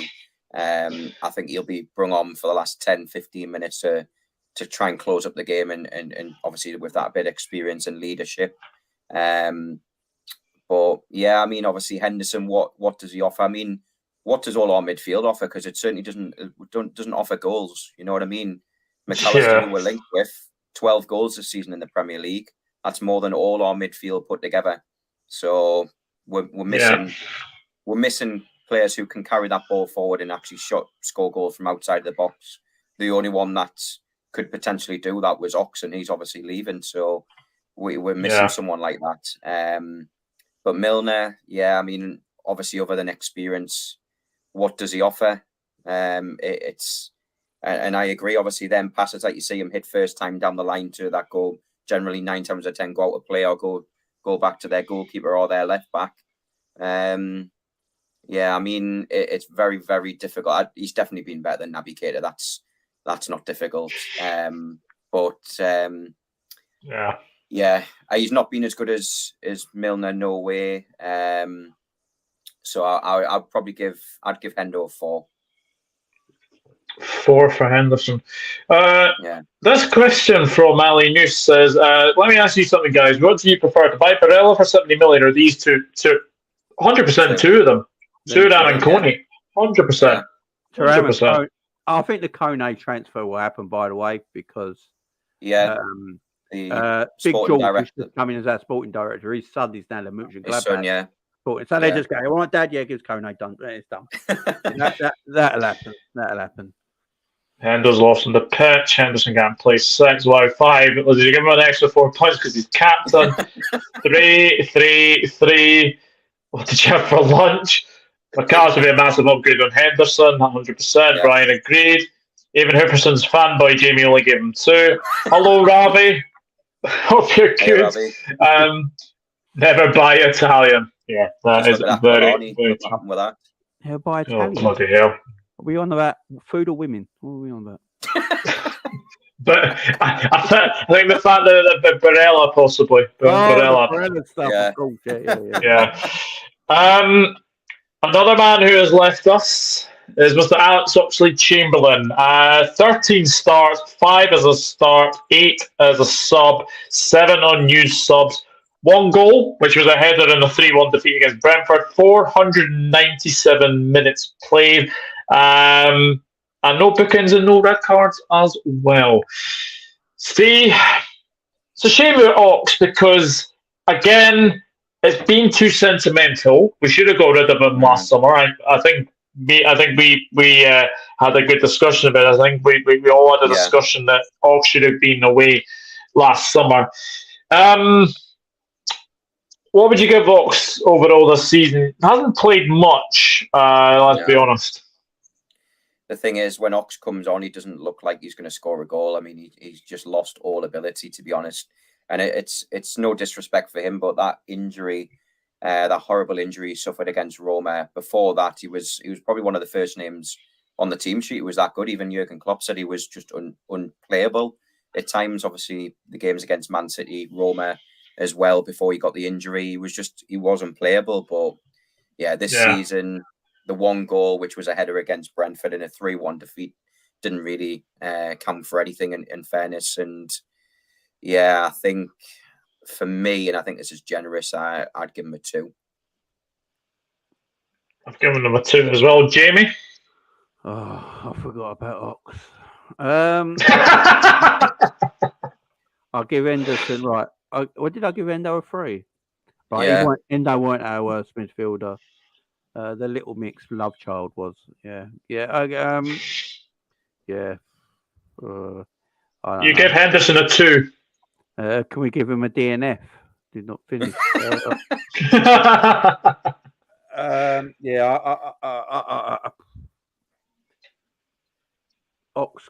I don't know what he contributes. He contributes more to Liverpool's TikTok account, I think, than he does the game. I don't know. 1. I don't know. It's just I don't know what he did. I forgot completely about the Ox as a Liverpool player because we did the end of season ceremony for everyone, and I think Ox just got like little. Yeah. I totally forgot about him. I really did. I forgot. See, I'm not even going to miss Ox when he leaves because I didn't even know he's still here. Yeah.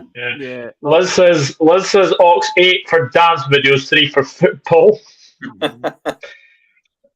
Dance is 6. Jesus, Dad. Wow. Right, but the Gunners were saying that when they were convinced they were going to win the Premier League. Spencer says 3. Just a shame he's been literally unplayable for 70% of his career at Liverpool. Never fit. I will say one thing about Ox. I like Ox as a footballer.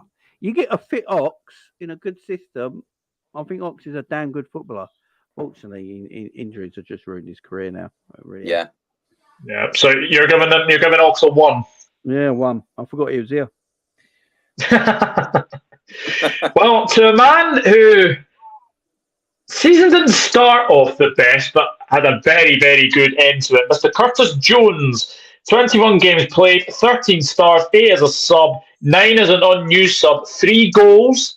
1 assist, 1,204 minutes played, 401 minutes leading to his goals as well, and 2 yellow cards. As I said, Steve, Curtis Jones started very, very poorly, but ended the season very, very good. What would you give him? Yeah, it's a bit like obviously what Trent started like at the start of the season, very, very poorly. But the second half of the season, especially when Bajcetic got injured, we relied on Curtis Jones heavily as well. And obviously the 2 goals against Leicester, the first goal against Spurs, which set us on our way to that victory as well. At one point, I was just struggling. I even thought, is Curtis Jones in the team just because he's a Scouser and a Scouser alone? Because I just thought, what does he even offer the football club? But I'll hold my hands up and say I was wrong, especially the latter part of the season. He was fantastic. Player ratings wise, obviously, if it was before the new year, he would have probably got a 2, because he just didn't really offer anything at all.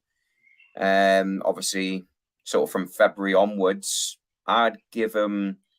If I was giving him a rating from February onwards, I would say a 7. So obviously, average it out. What we're talking, I'd say I'd give him a 6. I'd give him a 6. I think he's done just purely on the second half of the season. Jamie? Curtis Jones a 6. Yeah, I agree. Curtis Jones always had talent. You can tell he's got talent. He's technically a very good footballer. It's just been injury free. That Henderson almost ripped his eye out in training last season. And he suffers from shin splints, don't he? So if he's got rid of all them injuries and they're all to the side of him now, and he shows what the quality he has been shown the last few weeks, that's a great addition to our squad next season. Not to start games, but if he has to come on for someone as a sub or plays a couple of games, you're not too worried if he shows that form that he's been showing recently. So, yeah, I'll give Curtis Jones a 6. It was one of the bright sparks towards the end of the season, no doubt about it. Yeah, I absolutely agree. 6 definitely. Robbie, question: will Ramsey ever play next season? Hopefully. Jones is a tale of 2 players, 3 then 6.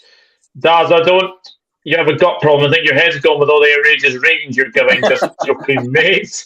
Robbie, I hope so. 5 Jones. Redford says 6. Spencer says 6. He's just injured, mate. He's just injured. Jones was a shop window job that just performed better than expected. Redbird, have you seen Panoff recently? No, I've not seen No, I haven't Panoff. seen him Not either. seen Panoff. Hope he's okay. Brian Morrissey, in my opinion. To the other midfielder, Harvey Elliott. Difficult one, I've got to say. 45 games played for Harvey, so that's more than he has played in a Liverpool career. 25 were starts, which is very, very good for him. 20 were a sub. 6 were not unused sub. 5 goals for Harvey Elliott. 1 assist. 2,243 minutes played. Average out 449 minutes per goal and 3 yellow cards. Harvey Elliott, Jamie, this is a very difficult one for me. Yeah, I like Harvey. I always liked Harvey.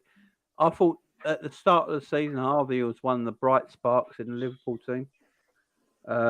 Klopp seems to really rate him because he played him a lot till he changed the system. And that's where I worry about Harvey next season, because if Klopp's going to keep the system we're playing now, it doesn't suit Harvey Elliott. So Harvey Elliott looks like... For me, I want to see what Harvey Elliott can do more in a forward role, because I don't think he's a midfielder. You're getting more advanced at the pitch in a 10 or on the wing. I think you see a bit more of Harvey Elliott's quality. I'm worried about his future. I ain't going to lie. I am worried about Harvey's future. But yeah, I'll give him a 5 out of 10 because he's playing a role that don't really suit him. He started the season really well, drifted towards the end, and then we didn't actually see him towards the end of the season that much. So yeah, 5 out of 10 for young Harvey. Remember, he's only a kid. So yeah, I'm in agreement. I'm in agreement with you as well. I'm going for a 5 for Harvey. Steve? Yeah, I mean, obviously, like Jamie says, he's not a centre midfielder. That's not his position all day long. He's a right-handed side midfielder. He's on the wing. That's his best position for me. He's had some good games. Obviously, the highlight the Wolves game in I think it was the FA Cup replay. Obviously, scored that screamer at Molineux as well. But it's a few hit and misses here and then. But yeah, I think five's a decent scoreline.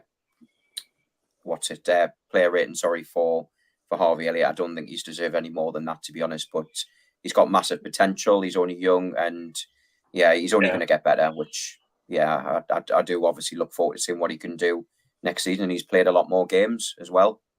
He has. It's good to see. I feel sorry for Harvey. He's been playing out of position for most games. 5, yep. Daz says 5. Harvey's still young. Klopp took him out when he saw things changing. Good management, definitely a big crossroads in his career. 6 for Elliott, says Liz. Harvey in the middle is like Jota in attack. They play all the positions. 5 for Harvey. Now, to a player who has definitely been the breakout player this season. Now, Stefan Bajcetic. Right, Stefan Bajcetic. 930 minutes he's played, in fact. 19 starts, which is very, very good. 11 as a sub. Hang on. He played 19 games, started 11, was on the bench for 8 of them. Unused sub for 13 of them. That goal that he scored against Aston Villa as well. And obviously that only goal was 930 minutes played, or 930 minutes averaging his goal. 4 yellow cards for Stefan Bajcetic. But Jamie, I'm going to kind of argue here. He's probably been our best midfielder. Ain't hard. Yeah. Stefan's been excellent. I'll give Stefan a 7. Stefan a 7, yeah. But he's been. My worry is that we put too much pressure on this kid next season, and if he doesn't fulfil what he showed us in glimpses last the season just gone, you know what fans could be like, and they get on his back and say, "Oh, he ain't actually that good." I think he's got a bright future ahead of him. I want to see him play a little bit more advanced than a 6. I think he can play a little bit advanced ahead of a 6, where he can get in front of goals sometimes. He's got quality on the ball. He's a ball controller. That's what he is. He's one of the midfielders that won't do anything that looks pretty, but he controls the midfield. He keeps the ball moving, keeps the ball ticking over. One of them kind of midfielders. He's got a bright future ahead of him. I hope the injury isn't too bad and he comes back okay in pre-season. Yeah, I think he was great for us. He kept Fabinho out of the team. Got to remember that Fabinho won't get a kick of the ball. I wonder how much of the ball, how much game time Fabinho would have got towards the end of the season if Stefan stayed fit. So yeah, I think he's a special talent, and yeah, I'm going to give him a 7 because the amount of games he only played. So yeah, 7 out for me. Yep, I'm in agreement again. 7. Steve?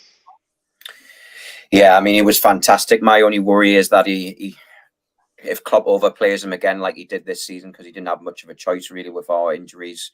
But like I say, hopefully that burden's lifted off him a little bit next season. If again, it's all a big if we get these signings in.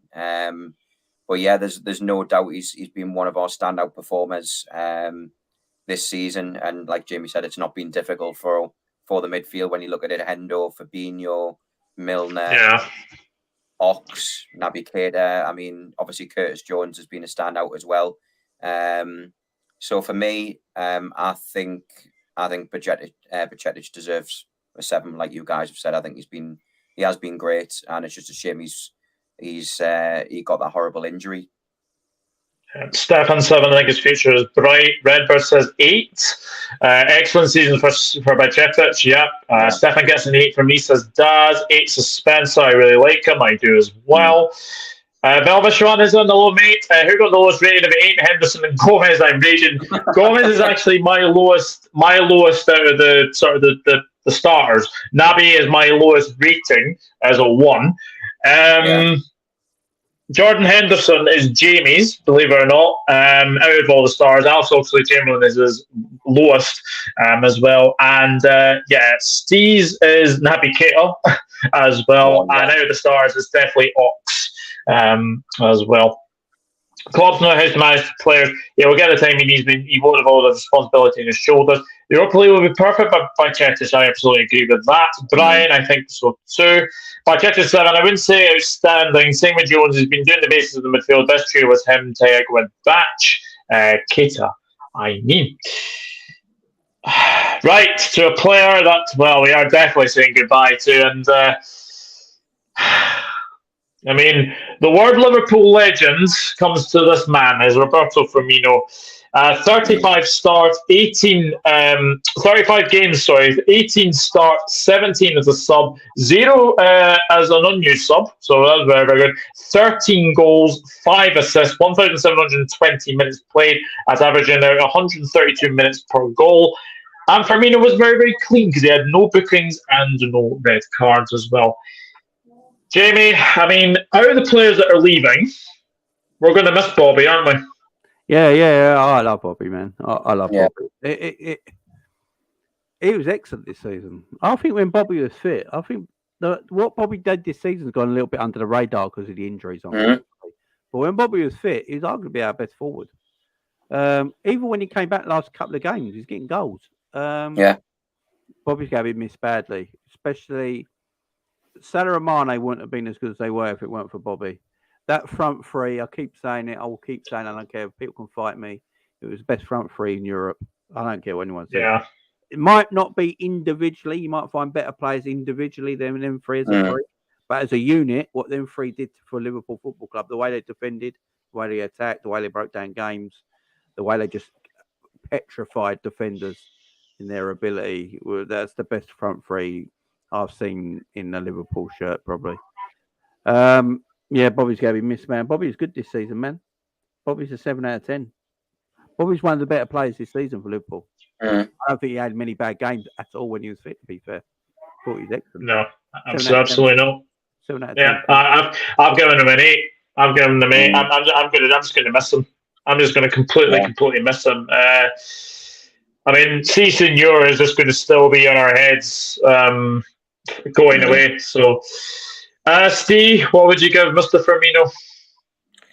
I mean, it's still weird saying that he's going to be leaving now. I think fair play. It just shows the kind of player he is, though. He got offered a new contract, but he knew that there was up-and-coming players who potentially wouldn't get a game, and he obviously took it out of Jurgen's hand and said he was going to leave. I wish other players had done that, and we're obviously not being so sentimental. I wanted Bobby to stay. I really did. Yeah, I mean, what Bobby could do on the ball, it was just mesmerising. And I think I think, like Jamie said as well, he didn't get enough credit, especially this season. If you look to his goals per game ratio as well, I think he's up there in the top. I think he's up there in the top 5 this season alone with goals to games ratio. You know, although he's missed a lot of games, when he's came on, he's provided a difference, and he scored quite a few crucial goals as well. Yeah, I mean, Bobby he'll be a Liverpool legend, absolutely fantastic, and he's probably the one I'm going to miss the most. You know, I mean, obviously we all missed Stevie G, and he was well and truly missed as well. But I mean, Bobby goes in that same sort of category of me. Obviously, different type of players, but yeah, I mean, just someone generally as a fan base, everyone will miss Bobby. Yeah, I think I'd agree with your player rating, Doug, in an 8. To be honest, I think he's been fantastic. Yeah, I think he's especially. I mean, if there's one game to say goodbye to, it'd be obviously the Aston Villa game. And as soon as he came on as a sub, I had a feeling he was going to score. I just had a feeling he's going to score, and he managed to. And yeah, we're all going to miss him, definitely. Velvet one says Firmino 10. I wish he had this output for the last 2 seasons. Yeah, definitely. See, Senor 11. Bobby 10. I'll miss him so much. I'm going to miss Bobby. He gets an 8 from me. See, Senor. Bobby pre-World Cup was on fire. He certainly was. Scandal that he didn't get picked, exactly. Disagree, Jamie. Balotelli and Lambert were the best.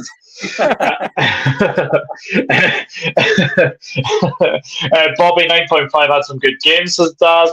Not going to lie, I've already got used to life without Bobby due to him being injury prone and missing a lot of games. We will all miss him.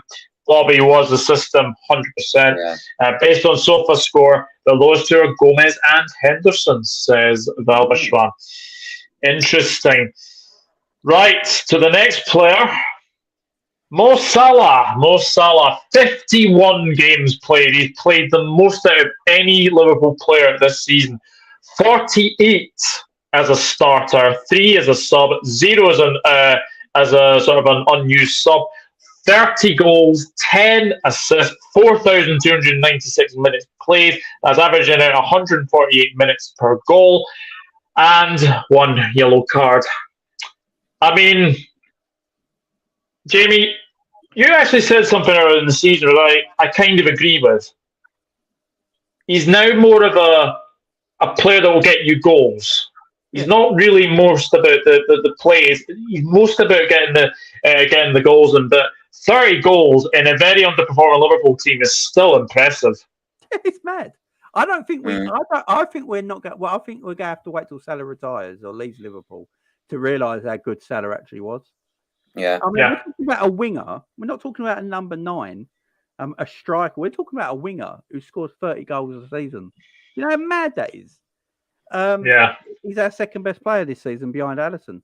Look, one thing I will see about Mo, he frustrates the shit out of me every time I watch him because he'll pass it and give it away. He might give away the ball to more out of every forward we have, right? But I know he's going to do something in a 90-minute game. He can ghost a game, and all of a sudden he does an assist from the outside of his foot that gets an equaliser, or he scores, or he's involved in something that happens to end up beating the back of the net, and he's the reason why. So he's Liverpool's second best player behind Alisson this season, without a shadow of a doubt. 8 out of 10. Definitely. 8 out of 10 for me. Yeah. The man is a machine. Look at the man. He's got a body like me. You know, he looks after himself. You're laughing at. He looks after himself really well. And yeah, I mean, never injured, consistent. Yeah. This is throw me a better right winger in world football. I don't think you can. I mean, I think Jamie summed up perfectly. Can you find a right winger better in world football right now? He didn't sum it up perfectly when he says Mo's like the spitting double of Jamie. Not with Jamie's double D's there. But no, I mean, his consistency is key. He's very, very rarely injured, to be honest. And like I say, in an average Liverpool team this season, still banging in the goals. Obviously, Haaland quite rightly gets the plaudits because he scored that many goals. But I think if you put Salah in that Man City team, then I think Salah probably scores that amount of goals. I just think Salah is that good. I agree. Yeah. I think he's been Liverpool's second best player behind Alisson. So I think, I think an 8.5 for me for Mo. Yeah, I've got an 8.5.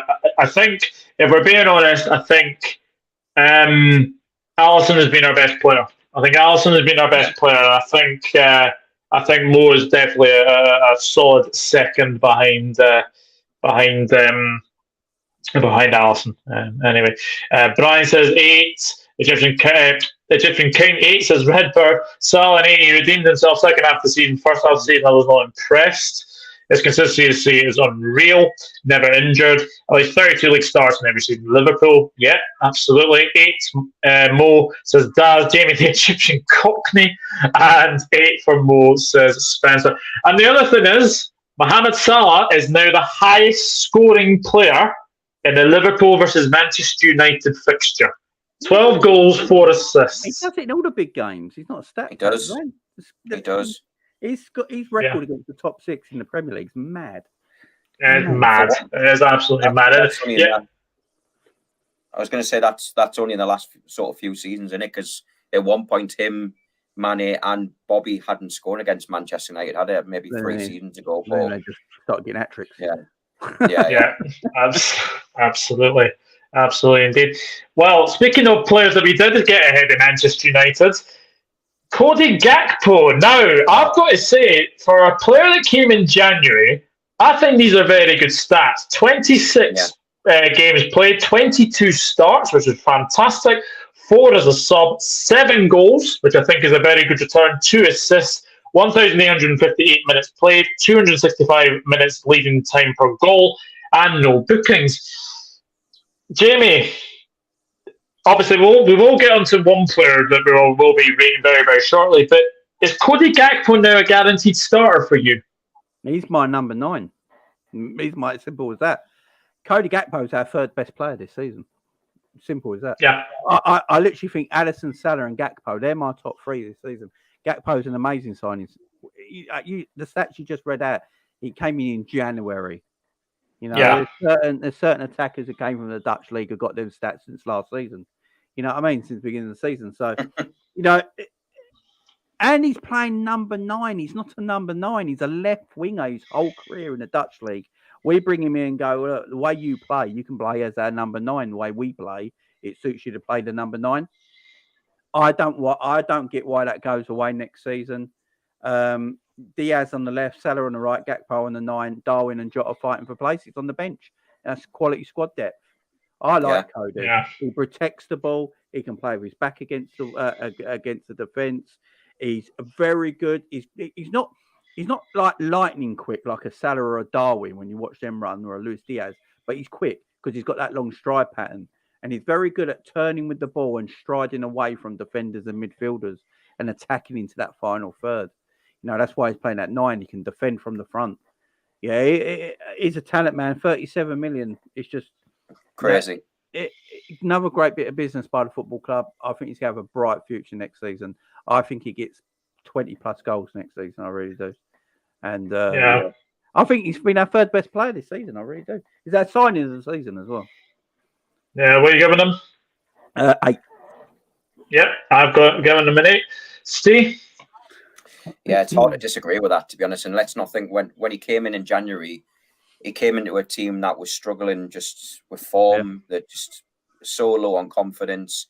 It just shows, I agree. He's definitely, even though he only came in January, I think he's up there with one of the signing. Well, definitely our signing of the season anyway. He's been fantastic, and he's already got some of the Bobby Firmino traits as well. He can hold the ball up. He's got the turn. He just looks ready-made to come in and do that Bobby Firmino role, to be honest. So, I agree. I think obviously next season it will be Diaz on the left, Salah on the right, and Gakpo through the middle. Jota and Nunez will fight it out for obviously coming off the bench. Maybe both of them will come off the bench. I don't know, but Gakpo, absolutely fantastic signing, and I agree. And I think an 8 as well. I think he's been fantastic. He's been excellent. He really, really has. The other thing that we really like about him is his turn of pace. I didn't think he had turn of pace when you watched him for Holland at the World Cup, but when he turns away from people, it's great. It's great to watch. And I mean, what arguably probably one of my goals of the season was that chip over David De Gea against Manchester United. I mean, that the second goal. Yeah, unbelievable goal. He's a decent finisher, man. He's a decent finisher. Yeah. Mm-hmm. That's the 5-0 game helps. Yeah. What about Pens next season? That is an interesting question. One to probably discuss. Note to self: never have 10 Jaeger bombs. Jesus Christ. 10 Jaeger bombs, wow. Specialized really like Cody. Gakpo was thrown straight into the failing Liverpool's team. Klopp never throws players in. Top quality player, he is a fantastic player. Cody's going to get better. We'll steal 8. 7 for Cody, 8 for Gakpo. 100% agree with Jamie. Our best 3 are Diaz, Gakpo, Salah. And Spencer says 8. Yeah, I was wondering that, Spencer. Nah, I'm only joking. I'm only joking as well. To a player who was kind of out for the season, kind of a little bit, but when he came back, I've got to say, looking at these stats, you'll be genuinely surprised. So Diogo Jota, 28 starts this season, 28 games played, 15 starts, 13 as a substitute, 0 as an unused sub, 7 goals, 5 assists. Now, bearing in mind, he has actually been out of action for about 6 months. And he hadn't scored since last April. And then what happens? Gets Leeds, gets 2 goals. Fantastic as well. 1,319 minutes played, which I think is not bad at all. 199 minutes time for goal. 2 yellows. You could argue probably should have had a red in that Spurs game. But then again, rival fans for you anyway. But Steve, they're not bad stats comparing to Diogo Jota, especially with him being injured for a while. Yeah, he's certainly a confidence player because obviously there was times throughout the season where he was getting chances. I remember specifically the Newcastle game at St James's Park. He could have had a hat trick when he came on in that game. He missed so many chances, but obviously it's amazing. Once he gets 1 goal, he gets a handful as well. Potentially, if he doesn't score a few goals before against Leeds, then he doesn't potentially score that winning goal against Spurs. For me, he is a confidence player. Has he been better than obviously the likes of Mo, Gakpo, Bobby? For me, no, but he certainly knows where the goal is. So for me, I'd give Jota a 7. Jamie? Yeah, 7. All our attackers have been brilliant. So, yeah. 7. Absolutely. Jota gets a 7.5, says Daz. Jota had a brilliant end of the season, but went cold the last few games. Jota is a top option. Absolutely indeed. Yeah. I don't think he's going to Newcastle, let's be honest. I think that's a load of crap, to be honest with you. To another player who got injured at Arsenal, Luis Diaz. 20 games played, 15 starts, 5 on the bench, 1 as an unused sub, 5 goals, 2 assists, 1,328 minutes played. That's averaging 266 minutes per goal, and 1 yellow card for Luis Diaz. Jamie, what did you make of Diaz this season? It's not underrated. I mean, he was injured for 5 months out of the 9, weren't he? Started the season really well, though. He did start the season really well. I'll say a 6 because he did start the season really well, and the rest is injuries. It's not his fault, is it? It's not his fault. I'm looking forward to next season with a fully fit Diaz. So I'll go 6, but it's not because he had a bad year. It's just injuries, isn't it? Yeah. I was actually going to give him.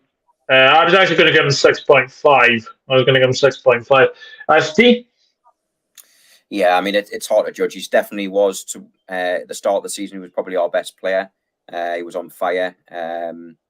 He was fantastic. But obviously, when he came back from that injury, came back too soon, got the other injury as well. And then obviously didn't come back till near enough what was the middle of April for the Leeds game when he came off the bench. For me, I think I'm looking forward to seeing what he can do next season. We all know we've seen glimpses of him as well. I'd say 6 is a fair score for him. Yeah, I think so. Spencer says everyone scored on Leeds, to be fair. I'll go 7. Jota also won a penalty. Yeah, absolutely. Hello, Luca. Hope you're good. Jota the Slotter, 7. Pick up Luca, give him a pass. Lucho 6.5. 6 only because of injuries. Luca and Daz are having a nice chat. This is going to be debatable, this one. I've got to be honest. Darwin Núñez. 42 games played. 26 as a start. 16 as a sub. 0 as an unused sub. 15 goals, 4 assists. 2,420 minutes played. 161 minutes averaging per goal. 1 yellow card, and obviously the only Liverpool player to get a red card. Jamie, is there a feeling that Darwin Núñez at this moment in time is not a Liverpool starter? No, he don't. He don't start for Liverpool next season at this moment in time, because if I'm looking at on that left-hand side, Luis Diaz has that left-hand side sewn up. Salah obviously on the right. Jota can play off the left as well. And then when I look at the number 9, I like Cody Gakpo in that 9. I mean, unless he wants to change system up and he plays Gakpo as a 10, which I don't think he's going to do because he hasn't done it for Liverpool so far. So Darwin, look, what I will give Darwin credit for, he's coming to a team that Klopp has said it many times. He doesn't understand what his role in the team is at this moment in time. Diaz is struggling for that.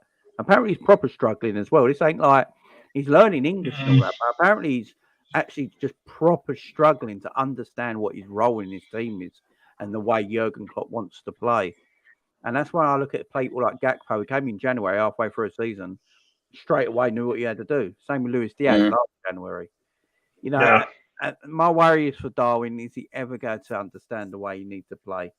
Can he play the way Klopp wants him to play? Because Klopp's already said it, you know, we defend from the front.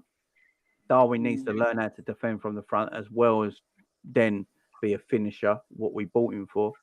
So he doesn't understand that just yet. Then majority of the season he's played left wing. So his goal return, if you look at it like that, ain't the worst, really. No. Doesn't understand the way the boss wants him to play. Klopp, he doesn't understand the manager yet. Doesn't get the tactics. Like Brian says there is a worry that he's tactically inept. If that is the case, then you might as well let him go because he's never going to what Klopp wants him to do. And, you know, Klopp's system's quite a different system of playing. So, all in all, I'll give him a 6 because, as I said, you put it all together, you put all what I just said in together, 15 goals ain't the worst. So, yeah, I'll give him a 6. I just don't know. When I watch Gakpo play to watching Darwin play with Luis Diaz and Salah back and a fit Jota back, in my opinion, Darwin's the last on the list. And I don't know about next season, but I've given him a 6 as well. I think 50, I said it at the start of the season, and I think everyone can obviously remember what I did say. I said anything between 15 to 20 goals in all comps, I think is a very, very good start, and then they can sort of build them up. But I think he has struggled, Steve. He has struggled this season. Where is his best position for you? Do you think it is wide left? I think it's best position centre forward, but I don't think he's going to play there. I really do. I'm kind of wondering. I mean, obviously, the goals in all competitions, 15. It's not a bad return. He could add a lot more than that. I mean, the good thing is he's getting into them positions, but I don't know whether the Darwin Núñez is that played against Liverpool, for Benfica against Liverpool, of course, because he seemed to score with every touch that he had. He was unplayable against Liverpool. We just don't seem to have that player. He's getting used to a new system, and I think I agree with Jamie as well. I don't think he understands the system yet. It will take a little bit of time, but listen, not everyone comes to the Premier League in the first season and lights up the Premier League. You just have to look at Ronaldo, and I'm not saying that. I'm not comparing him to Ronaldo, but I'm just saying Ronaldo's first season in the Premier League, he was shocking. second season, we all know what happened then. But yeah, I think it's unfair to obviously, you see these rival fans obviously going at him, but he still had a better season than Anthony, and they play similar positions. They both play on the wing. That's where Jurgen's been playing him, to be honest, on the wing. Yeah. I mean, I think he is. If we've got 5 strikers, I do think he's our 5th choice striker. I really do, because I think Jota comes on before him. So yeah, on that basis, I'm looking forward to seeing what he can do next season, because he has got potential. We all know he's got potential. We've got to give him that opportunity, that second season, see how he does. But if he's still struggling after the second season, I'd be like, really, we need to just try and cash in on him and just say, well, it's not going to work for you, unfortunately. Rating wise, I'd give him a 5.5, to be honest, because I think I give Diaz a 6. Darwin Núñez hasn't been as good as Jota and Luis Diaz, so I'll give him a 5.5. Yeah, Jeremy's had to think goal. I'm not sure, or maybe it was disconnected. I reckon Darwin will come good next season. Yeah, absolutely. And there is one last player to rate. I mean, he is potentially on the way out, which if you believe the rumours at this moment in time, Fabio Carvalho, 20 games played, 8 as a start, 12 off the bench, 23 games as an unused substitute. That is very, very concerning. If you're Fabio Carvalho, 3 goals as well, 0 assists, 645 minutes played, averaging 215 minutes per goal. You have to really feel for Fabio Carvalho, Steve, don't you? Because the way that he's played out to be is a number 10. Yeah. Yeah, no, I agree. I think his best position is a number 10, and we generally don't play with a number 10. We'll play a 4-3-3 formation. So it does seem a bit of a strange signing, but I don't understand, and I don't know what's obviously gone on behind the scenes. Something's clearly gone on, because he should be getting on. He should be getting on ahead of players like obviously Milner and Ox and all them as well, because I think he is a very, very good player. He just hasn't been given the game time, but he scored some important goals. Obviously, the last-minute winner against Newcastle, scored the equaliser against Man City. Obviously, ultimately, it was a defeat, but he knows where the goal is, and he's an upcoming player, but he's not helping himself on social media. We've all seen what he's been putting on there. I mean, ratings-wise for him, he's definitely got potential. I wouldn't want to get rid of him, but it's... For me, his attitude does. It could be an attitude problem. Maybe that's why he isn't starting. But for me, I'd give him a 5. Yeah, I'm in agreement as well. I just, there's no position for him, and that's the problem. We don't play with the number 10. Like, if we did play with the number 10, I think it would flourish, but unfortunately, we just don't play with the number 10. I agree. Anyway, surrounding us with technical ability. I've read that one anyway. I reckon Darwin will come good next season. Fingers crossed, spot on Ultra. Yeah, fingers crossed. I think he might have. Not sure, Daz. I think he may have had to go, but I do appreciate Jamie for taking out the time out to come on here as well. That stupid red card in a poor World Cup didn't help Darwin. Bye Fabio, says Brian. I wish he saw more playing time. Feel bad for the kid. He deserves more games. Talk of attitude problems, Steve. Carvalho is sick of modelling. He wants to play football and he's not been given the chance. Got to feel for the kid. He will become more first team player next season. 5. And I would say 5 for Fabio.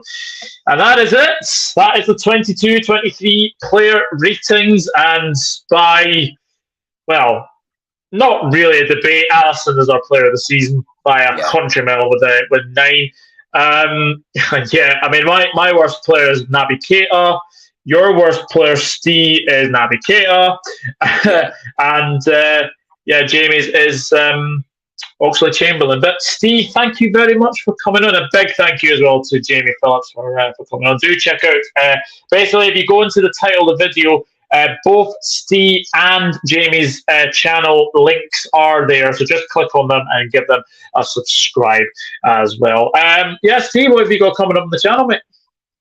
Yeah, I'm like I say, close, obviously season finish and stuff like that. I've got 2 streams next week and then 2 streams a week after, and then I'm going to take a little bit of a break. I'm away on holiday from the middle of next month anyway for 2 weeks, so I'll not be back until the 1st of August anyway. So yeah, so next week I've got my Premier League team of the season on Tuesday at 7 p.m.